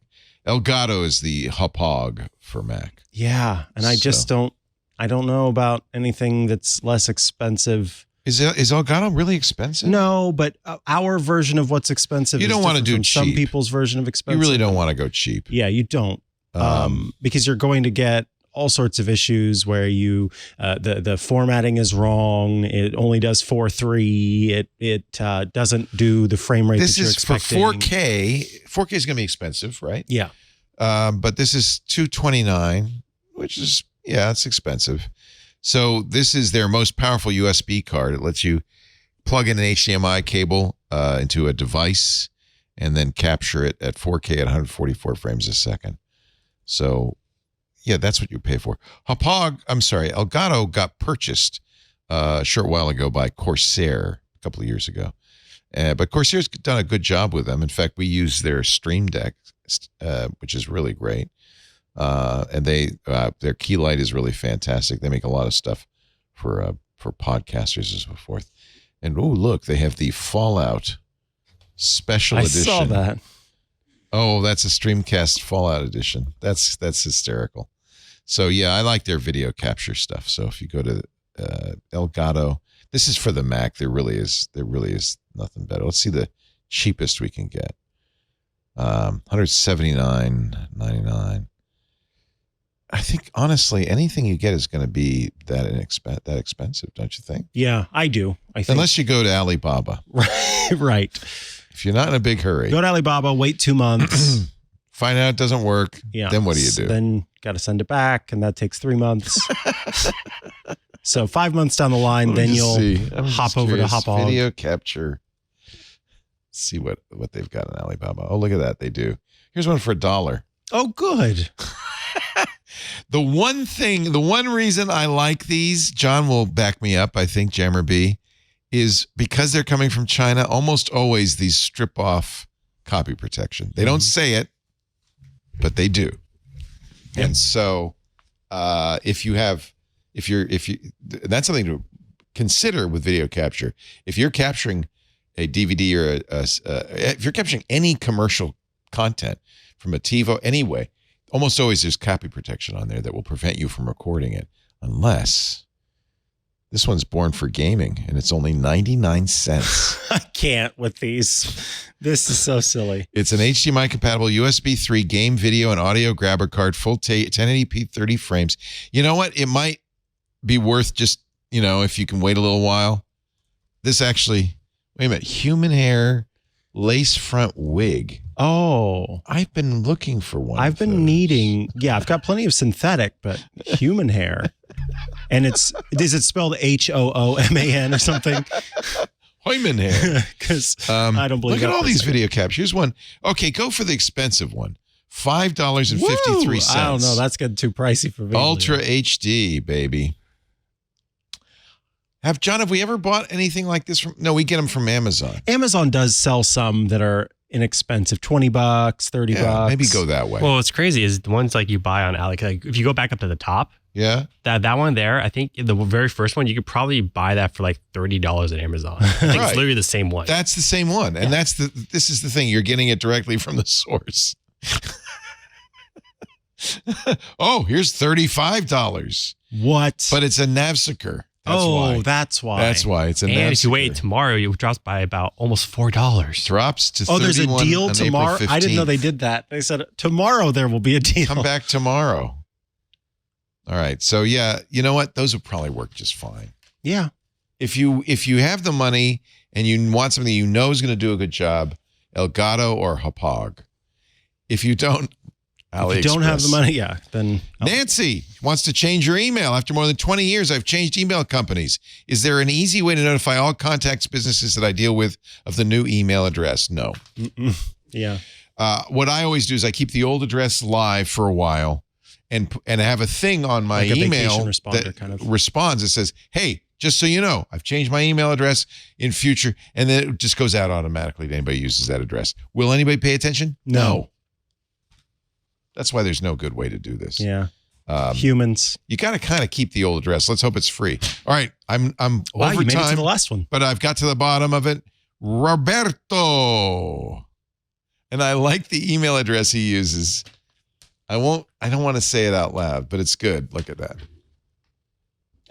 That's good. So this is where he sends email that he wants to die. To die. He has created a Gmail address that's like junk mail, throw it away, I don't want it.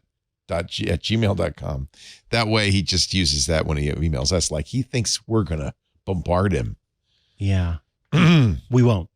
I promise you, Roberto, we won't. He sent this on April Fool's, though. I'm nervous. Recently, I was looking at eBay and Facebook Marketplace for secondhand mesh routers, like your eero. Mm-hmm. There are so many people selling these because they've upgraded. That's right. That's probably a good idea. I give mine away, but I have upgraded many times, and my neighbor has my old Orbeez. Oh, I went over to his nice house of and you. said, let me set you up. At some point, I start wondering, how safe is it to buy secondhand routers, NASs, and PCs this way? How easy it is to put some rogue firmware on Orbeez and eeros? What could be put on a PC that would survive a clean install? Just wondering. And what's your current recommendation for mesh routers? I'm trying to replace a first-generation Orbi. We like eero, right? Yeah, we do. Again, whenever we talked about the mesh routers, the one mesh system I do not recommend is the Google system. I've way too many issues that I have heard, both on this show and off of this show, from people who have just had bad experiences. And I'm not a big fan of the low-end Ubiquitys. I use a higher-end Ubiquity, but Ubiquity has a consumer-grade mesh that I'm not really crazy about. So don't get Google, don't get the low-end Ubiquity, but I think eero is fine. I think Orbeez is fine. Orbeez good. The latest Orbeez. You're absolutely right. People sell their old one because they're upgrading. I think it's safe. Of course, you're going to want to reset it. Yes. And so every one of these, almost all of them have a reset button. You might have to use a paperclip to push it in. But go online and read the process. You can reset Orbeez, you can reset eeros, and do a full reset. Some of them, like the old Plume system, they had to release it. Oh. And that's potentially problematic because if they don't, then there's issues. So make sure that see if the seller's trustworthy, if it's a neighborhood guy or something, and just say, hey, I need you to reset it because I've given away all of these, including Plumes, and you just have to make sure you reset them. Yeah. Ask yourself, are you the head of the FBI? If you are, then don't take any third-party. Nobody's going to put. I think it's too hard, and it's not worth it. Yeah, exactly. It's not worth it. There's other ways if they really want to go after you. And that's our email cleanup. Woo! The box is now empty. Well, it's like I designed that on purpose. Oh, so you're saying there are more we emails? we only went a few days back.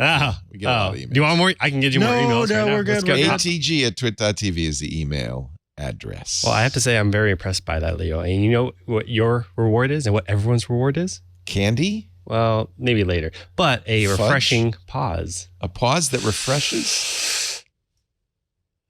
You're watching Ask the Tech Guys. Mikah Sargent, Leo Laporte. 888-724-2884 is the phone number. But I know I'm saying it, and I'm thinking every time I say it, it would be so much better if I let a cowboy sing it.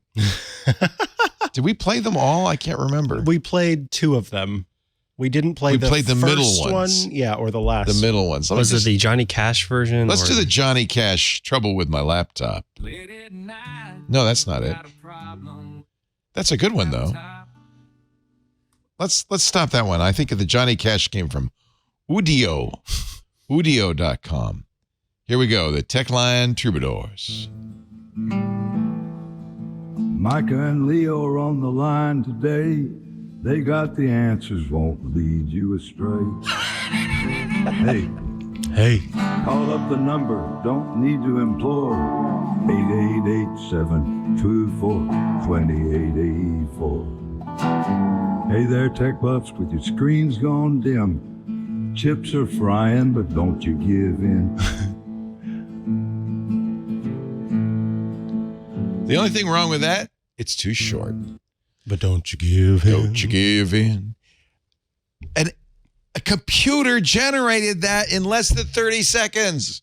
It's wild. We are living in weird times. I didn't say great. I didn't say bad. Just different. It's amazing.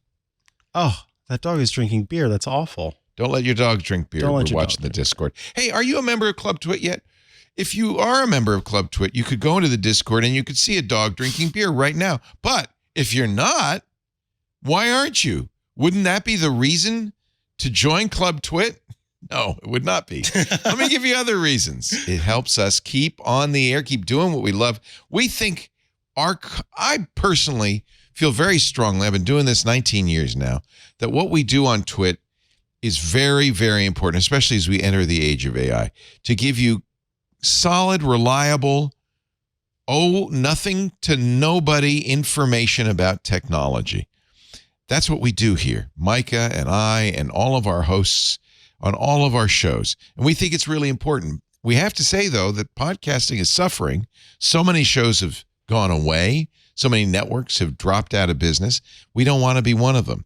And what we realized is with ad support dwindling for podcasting in general, and our shows in particular, we need to go to you. And that's what we're doing with our club. $7 a month means we can keep doing what we do. You get ad-free versions of all of the shows, ad-free, tracker-free, privacy forward. You also get access to the Discord and the pause that refreshes. You also, which, by the way, Discord is a great place to hang out even when shows aren't on. I mean, I'm always in there chatting. You also get special content we don't put out anywhere and video of everything we do, including Micah's wonderful Hands-on Macintosh show, which is free to listen to for audio. But if you want to see Micah actually doing it, same thing with Hands-on Windows, Untitled Linux show, Scott Wilkinson's Home Theater Geeks, you got to subscribe. $7 a month. It seems like it's worth it. I agree. Twit.tv/club.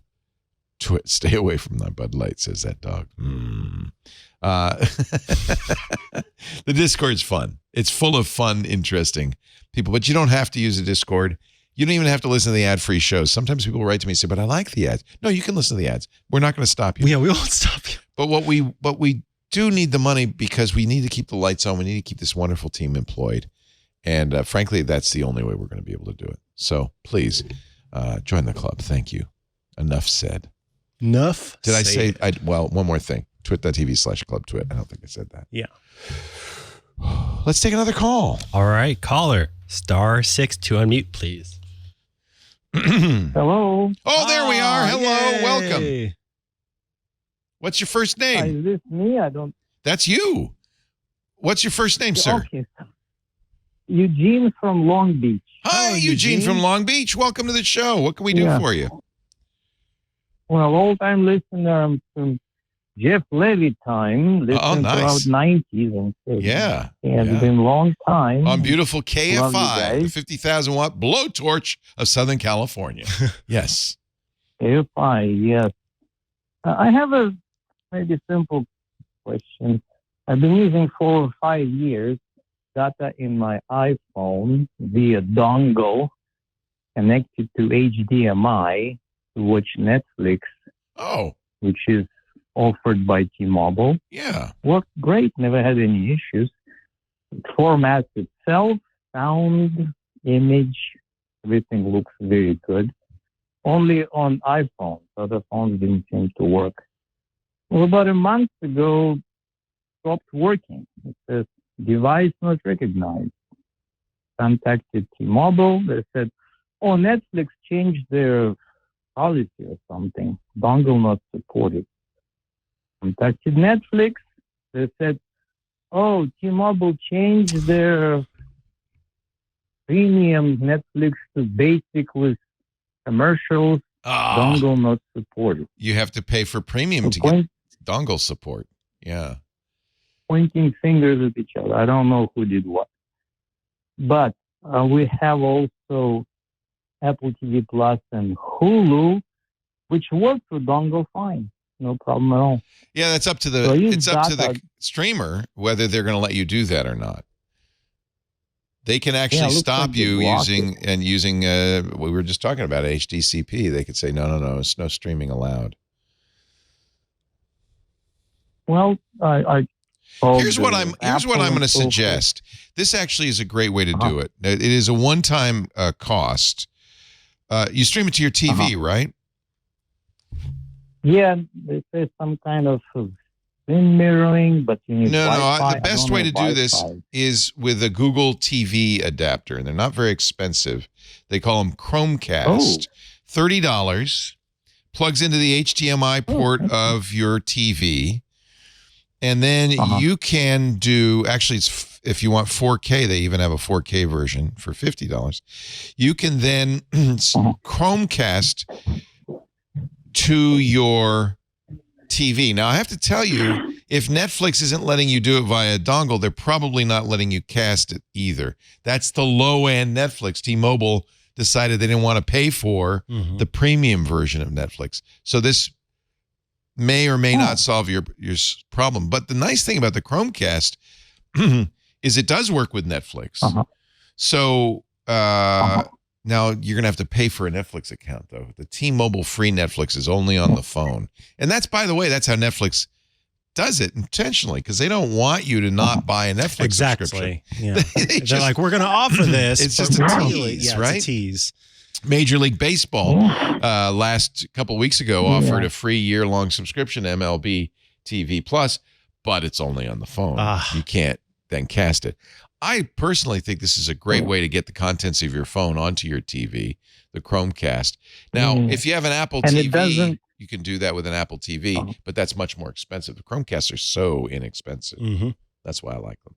Yeah, and it to clarify, it doesn't require Wi-Fi, right? House Wi-Fi or that, right? Oh, it does require Wi-Fi. Do you not have Wi-Fi?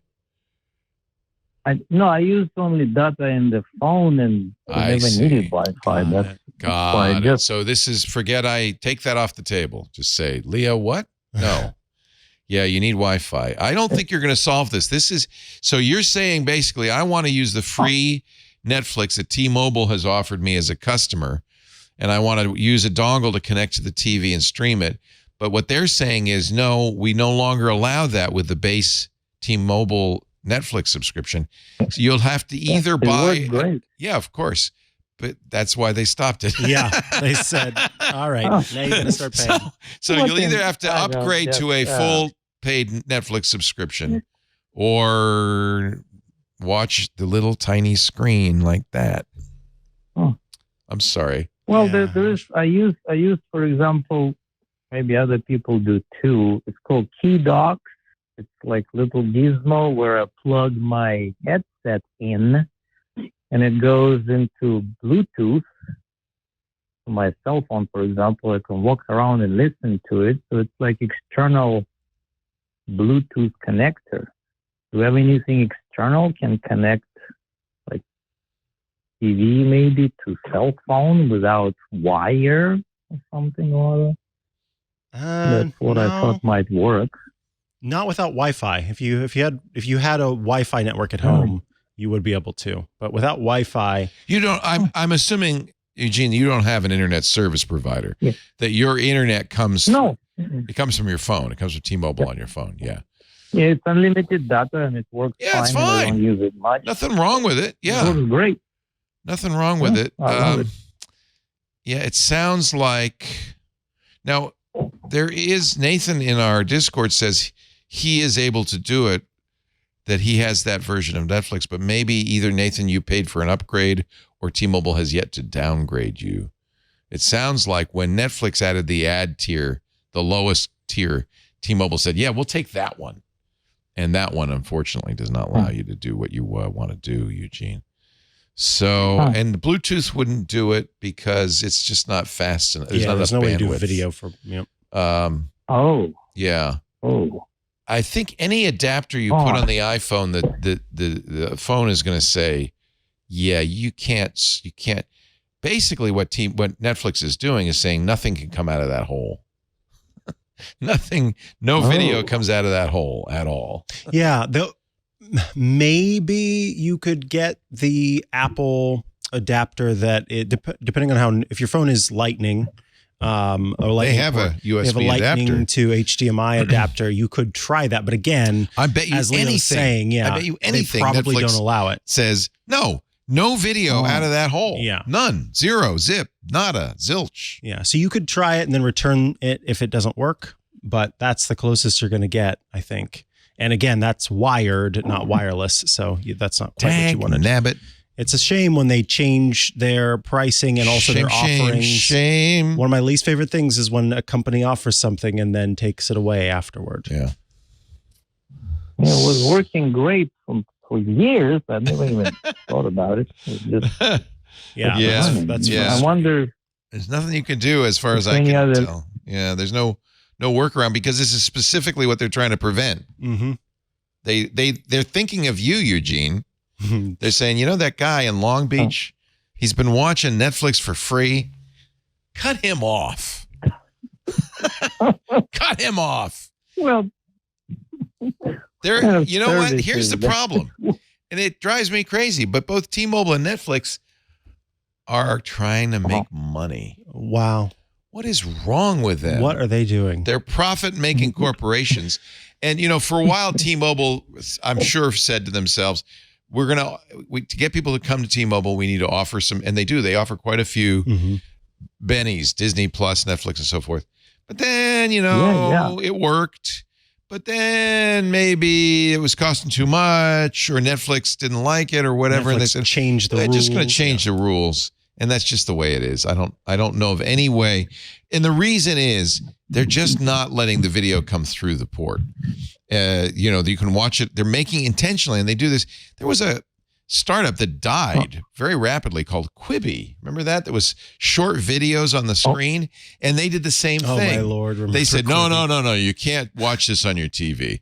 So if you tried any method of all, it would just be a black hole on your TV where the videos, they said, no, this is meant for watching on the phone and nowhere else. That's what Netflix has done. If you want to do it better, you're going to have to pay. Well, I'm sorry. Disappointed in that. I don't blame you. As a follow-up, our listener in the Discord who had said that they had this and it was working, they just checked and nope, they also were disconnected from their Netflix account and discontinued as well. So, Nathan, I'm sorry. We made you break it. That's hysterical. He said, I guess you're right. Yeah, they must have just changed the rules. He says, you're right. Wow. It's discontinued. I'm sorry, Nathan. He hadn't noticed. So you brought this up. Yeah. I apologize. I have a quick question, Leo, if I may. You mentioned in passing recently was some kind of podcast about SSDs with somebody, and I couldn't find it on your website. A podcast about somebody talked about solid state drives? SSD.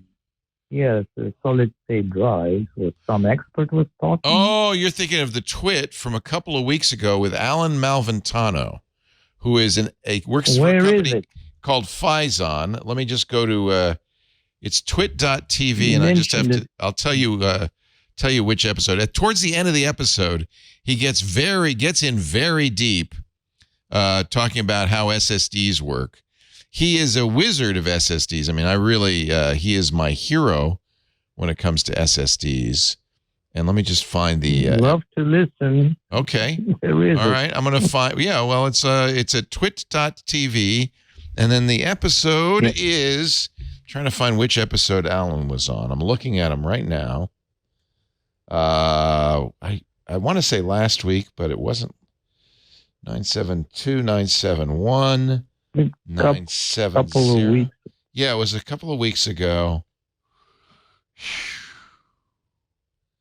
You know, we really should put who was on the show in the show description. Oh, I see. There we do it. 973. 973.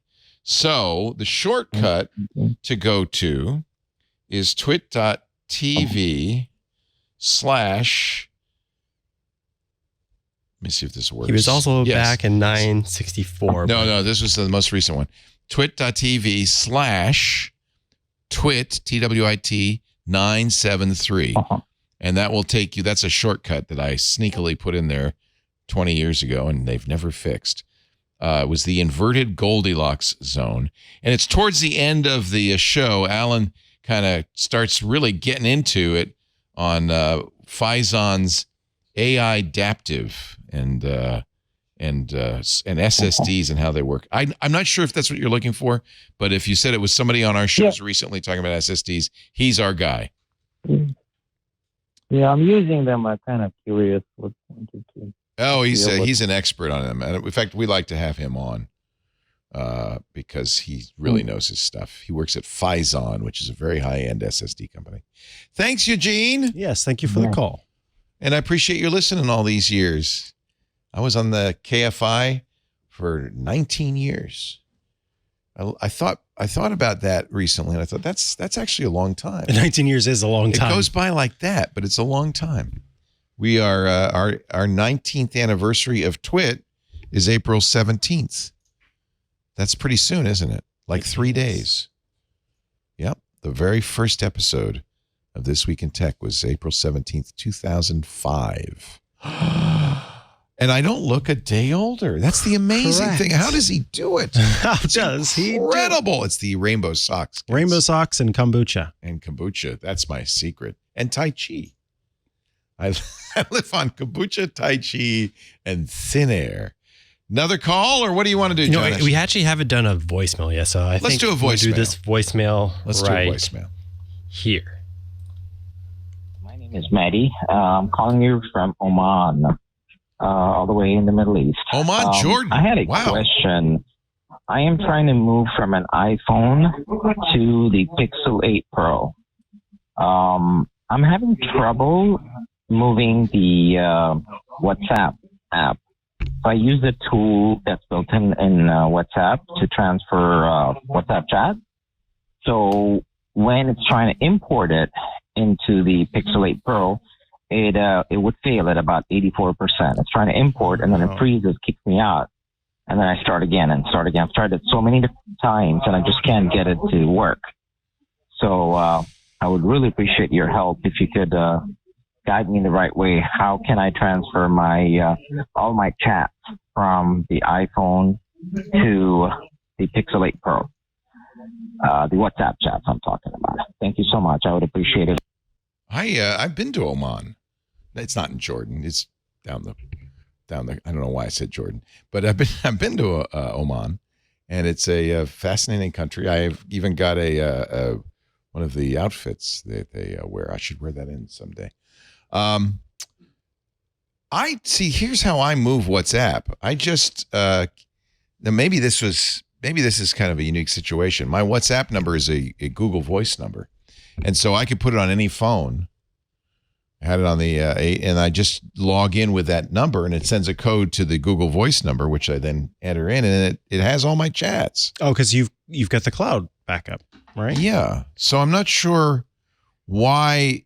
Maybe he's changing phone numbers. Is that possible? Yeah, this is interesting because what I'm seeing, this is direct from Google, is that in WhatsApp, there is an option to do a local chat backup that you can then bring over to I the think new that's one what he's via doing. Wi-Fi. Yeah. And then what you did was here it is on you were this serving is the cloud. So if I'm in my settings here for WhatsApp, and I go to chats, and then chat backup, and I suspect that's what he did.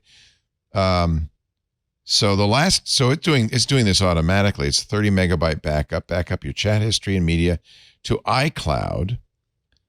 Now, I have to point out one thing you should be aware of, and I don't know if it matters to you or not, but that will not be encrypted. Mm-hmm. In fact, they've just recently added, and you should turn this on if you want privacy, end-to-end encrypted backup. You see, mine was off. And for a long time, WhatsApp did not do that. So turn that on. You have to create a password. But I would say maybe that it didn't take like the export and do another one. Yeah.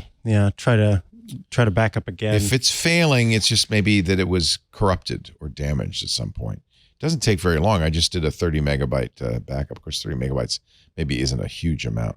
I have an auto backup. Maybe don't include videos. That's another thing you can turn off. And I would absolutely turn on end-to-end encrypted. They just recently added that, which is really nice. Yeah, and it does say if you are switching phone numbers, change your phone number on your old device to your new phone number before you transfer it to your new phone. Go. That makes it easy. Because you cannot transfer your WhatsApp data to a new phone number. So yeah, if you change it first on the old one, then the phone number is the same. Then copy it, and then change your phone number. And will you keep all your previous chats? That's what this says. Yeah. Oh, that's interesting. We'll include a link. I shared it so that we'll have this link to the support. And it's page. wonderful to have you listening in Oman. Thank you. Yeah, that's awesome. I think I was thinking of something else when I said Jordan. We did that in April of 2019. We traveled. It was amazing. Went through the Suez Canal, visited Petra in Jordan. Went down through the Gulf and stopped on the way. Remember to those Dubai. days? Those what innocent, starry-eyed people we were back in those days. Would you like to hear our new On Hold music generated by Udio? Mm-hmm.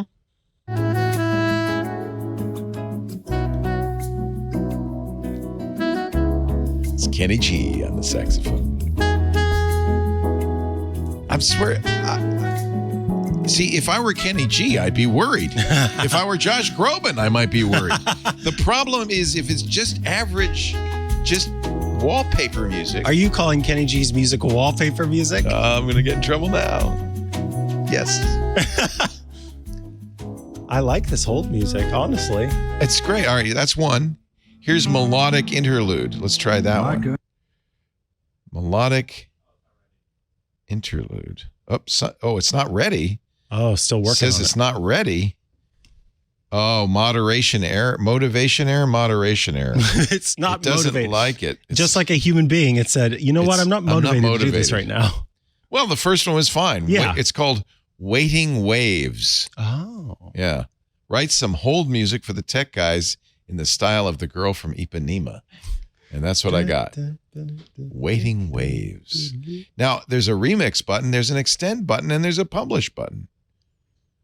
Oh, look at that. You can extend it.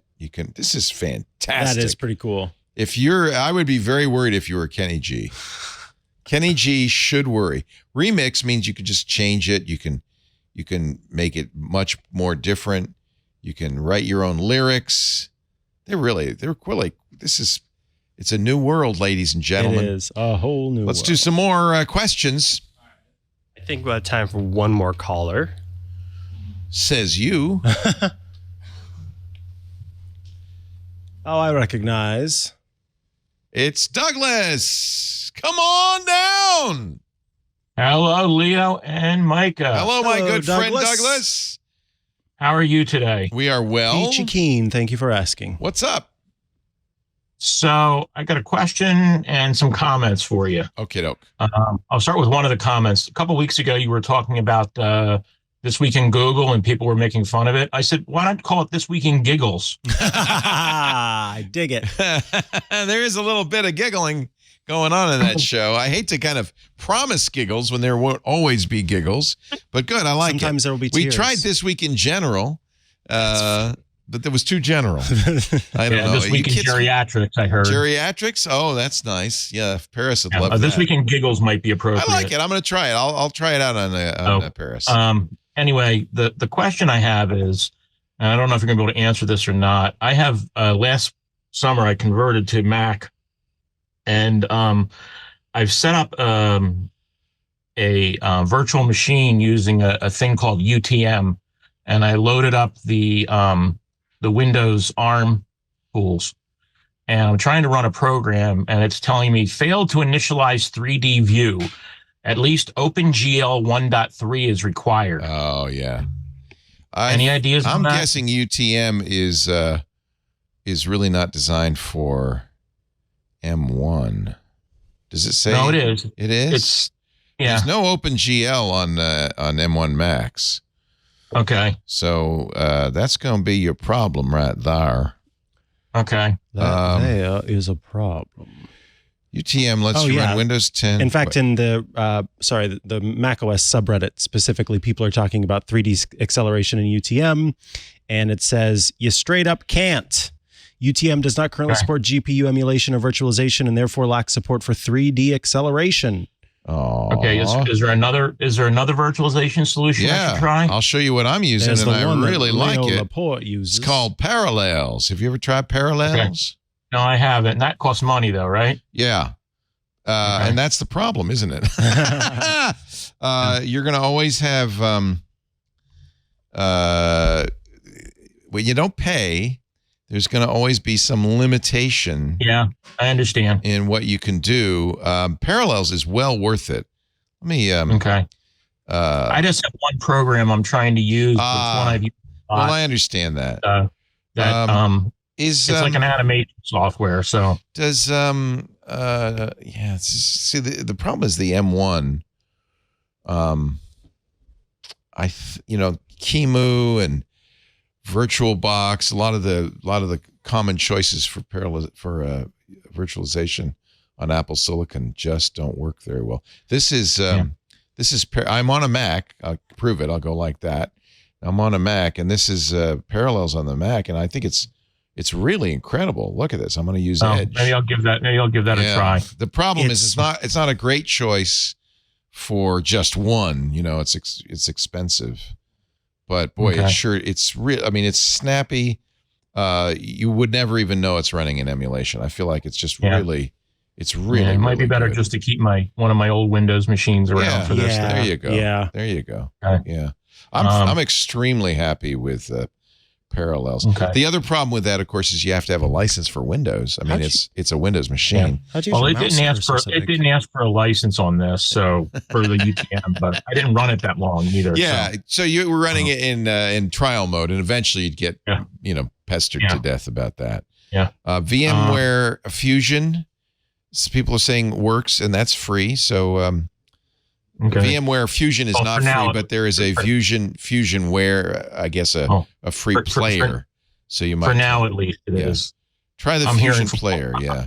I'm hearing from a lot of my customers who use VMware, they're not very happy with Broadcom. So, But anyway, so I tried to get on a couple of weeks ago so I could tell you about it ahead of time, but we just had in New Jersey, the 48th annual Trenton Computer Festival. Fun. Which is now the oldest continuous running computer festival. It used to be huge. We used to have a flea market that filled 3 football fields. But the flea market's not as much as it used to be. But all of the talks that we had, this year's theme was AI. I spoke on Midjourney, but they had other topics too. Like they had a talk on what was the thing again? On an introduction to Mastodon and the Fediverse. Oh, good. Yeah, and so all of these are actually online now through their YouTube channel. So if you just go on YouTube and search for Trenton Computer Festival 2024, you'll see all the tracks from this year and from previous years as well. So I was in track 9 if you're hunting for it. What was your track on? It was on AI generated images using Midjourney bot. Oh, fun. Very cool. I had about Very 25 fun. people. I had about 25 people in my talk. Oh, how fun. And they had they've had really interesting talks. They didn't have one this year. On my YouTube channel, I have a copy of the talk a couple of years back that a guy from the from one of the museums did on the Apollo guidance computer. Oh, I have a picture of that on my wall. Yeah. Well, he had It's one. So amazing. He actually had one there. Yeah, it's remarkable what they were able to do. And then they also had a talk one year from a guy who worked on ENIAC. Oh, wow. So how many people attend the Trenton Computer Festival? About probably 200 or 300. Wow. It used to be a lot bigger when they had the huge flea market. I mean, like the flea market took up 3 acres out. I mean, 3 football fields outside. And you could find anything there. The flea market now just pretty much barely fills one room. But it's People just like bought all the good stuff. Well, also, I mean, one year I did really good. In 1996, I managed to buy a 486 laptop for $300, and I'm thrilled. It says the Trenton Computer Festival is the oldest and longest running tech fair in the world, sponsored by the College of New Jersey in Ewing. And there it is, tcf-nj.org. But you can see all of the talks. It looks like what happens is people like you, enthusiasts, just say, yeah, I want to talk about e-bikes, for instance, or I want to talk about Midjourney, and you just give a talk. That's wonderful. Was it virtual or was it live? Yeah, they did. It was hybrid. So they did it live and virtual. The other thing they do is the kids who are seniors in the engineering program, which Trenton, the University in the College of New Jersey, which used to be called Trenton State, now really has a really excellent engineering program, and the seniors go and present their senior projects, some of which are very interesting. You know, I'm looking at the videos, and there's so many videos on AI. It's very clear what people are excited about these days. Well, that was the focus this year, but they had talks on, like there was a talk on eVTOLs. I'm not familiar with that, but I'm sure. Like electric vertical takeoff and landing. Oh, VTOLs. Yeah. eVTOLs. eVTOLs. Yeah. I'll have to get used to that term. All right. And they, it was kind of funny. I'm going to watch the one on electric bikes, past, present, and future. One of the things, the guy that talks about electric bikes actually builds his own history of e-bikes and their current evolution. Yeah. I'm a big fan of e-bikes. And the other interesting thing is if you go there, you can go to a ham cram and get your license in one day. Oh, I love ham crams. That's such a great idea. That's such a great idea to get people into the sport. They have one track that always runs all day, which is on basically object-oriented programming. Nice. And they have another track that runs for like 2 or 3 sessions on Arduino, and it's a hands-on. Nice. Wow. I wish we had something like that out here. You'd think the San Francisco Bay Area would have something like that.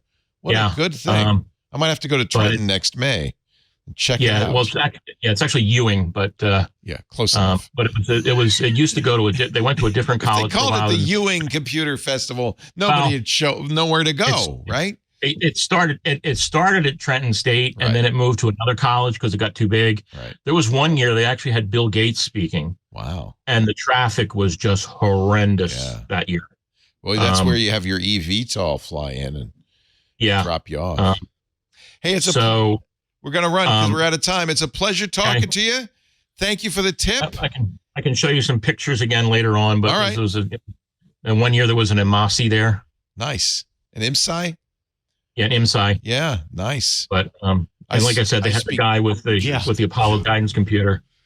But I tried to get in to the show ahead of time to tell people about it, but I couldn't get in because you had a backlog. We will know next time. And the nice thing is, as you point out, you can watch all these on YouTube.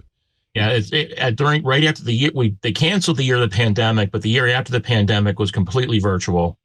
And then the following years they decided to do hybrid because they had a lot of people watching online. What is in the orange juice in Trenton? I tell you, this is really very, very cool. Hey, thank you. Appreciate it, Douglas. Well, one more quick question. Okay. This is from, are you going to bring back app caps? Oh, are you the person? Yeah. You got rid of app caps? Nobody ever answers me. Yeah. We're talking about it. You don't have to. We're talking about it. I don't think the caps will be part of it, but certainly the idea of having a pick every week is, I know, valuable to a few stopped folks. doing picks? Yes. Oh. I know. I asked about it a couple times, but nobody ever answered me. So, well, we get a lot of email. I apologize, Doug, but I'm glad you. No, I just put it. I put it on the Discord. Discord. Maybe they didn't want to. It's one of those things where you don't want to say yes or no if you're not for sure. And Rosemary and I have to chat about it. But I think you're not then the only person who's reached out to say, oh, we miss having a pick every week. So we're talking about bringing it back. I know some people didn't like them, but they're fuddy-duddies. Well, thank you for the question. I want my hats back if you're not doing app cams. They're already back. Good. Okay. I love iOS Today, and when you were looking for supporters, I put it up on my blog that very few people read. Yeah, we thank you for that. Thank you so much, Douglas. Yeah, it really is a good show. They did a great job. And when I did my talk last year, I did a talk on shortcuts, and that's on the YouTube channel. Nice. Well, we'll have to find that as well. I mentioned you in the talk. Bless. As a place for people to go to learn. Thanks so much. All righty. Well, that is going to bring us to the end of this episode. Of the episode. Ask the Tech Guys. Twit is just around the corner. We're getting ready for that. Yes. And if you would like to get in touch with us again, you can head to call.twit.tv while we're doing the show to be brought up into the Zoom room. You can call 888-724-2884 during the week while we aren't doing the show to leave us a voicemail, or email us atg@twit.tv. You can send audio, you can send video, or you can send text, and then it'll pop up and be piled over there in the little mailbox. Well, there's no pile now, so let's start a new one. Yeah, we got to get some more in. I'm sure, though, we've got plenty. No. I'm just kidding. I'm just kidding, John. But yes, we've got plenty of emails. But please send in yours as well. Send in your questions. Don't forget to join us in the club, twit.tv/clubtwit, $7 a month. We do appreciate those of you who are supporting us, and we can't wait to have even more of you. You can catch Leo all week on every single show ever. And you can catch me on Thursdays for Tech News Weekly. Of course, this show here on Sundays, and my other shows, which publish on Thursday, Hands on Mac and iOS Today, are, of course, available on those days as well. Anything left? I think we've hit them all. We do this show every Sunday, 2 to 5 p.m. Eastern Time. That's 11 a.m. to 2 p.m. Pacific. That's 1800 UTC. The stream for all the shows we do live is on YouTube, youtube.com/twit. So you can watch it while you're calling and on hold and so forth. And of course, after the fact, the show's available on the website. And we love it if you subscribe. Get your Pocket Casts and subscribe, and that way you'll get it the minute it's available. TechGuyLabs.com still works to go to the website if you want show notes or links or all that stuff. There is Mikah Sargent. He's on Tech News Weekly, iOS Today, and this show. And as you pointed out, I'm on everything else. Kind of works nice that way. Yeah. And in some cases, we overlap like this one. Thanks for joining us, everybody. Have a great Geek Week. Bye-bye.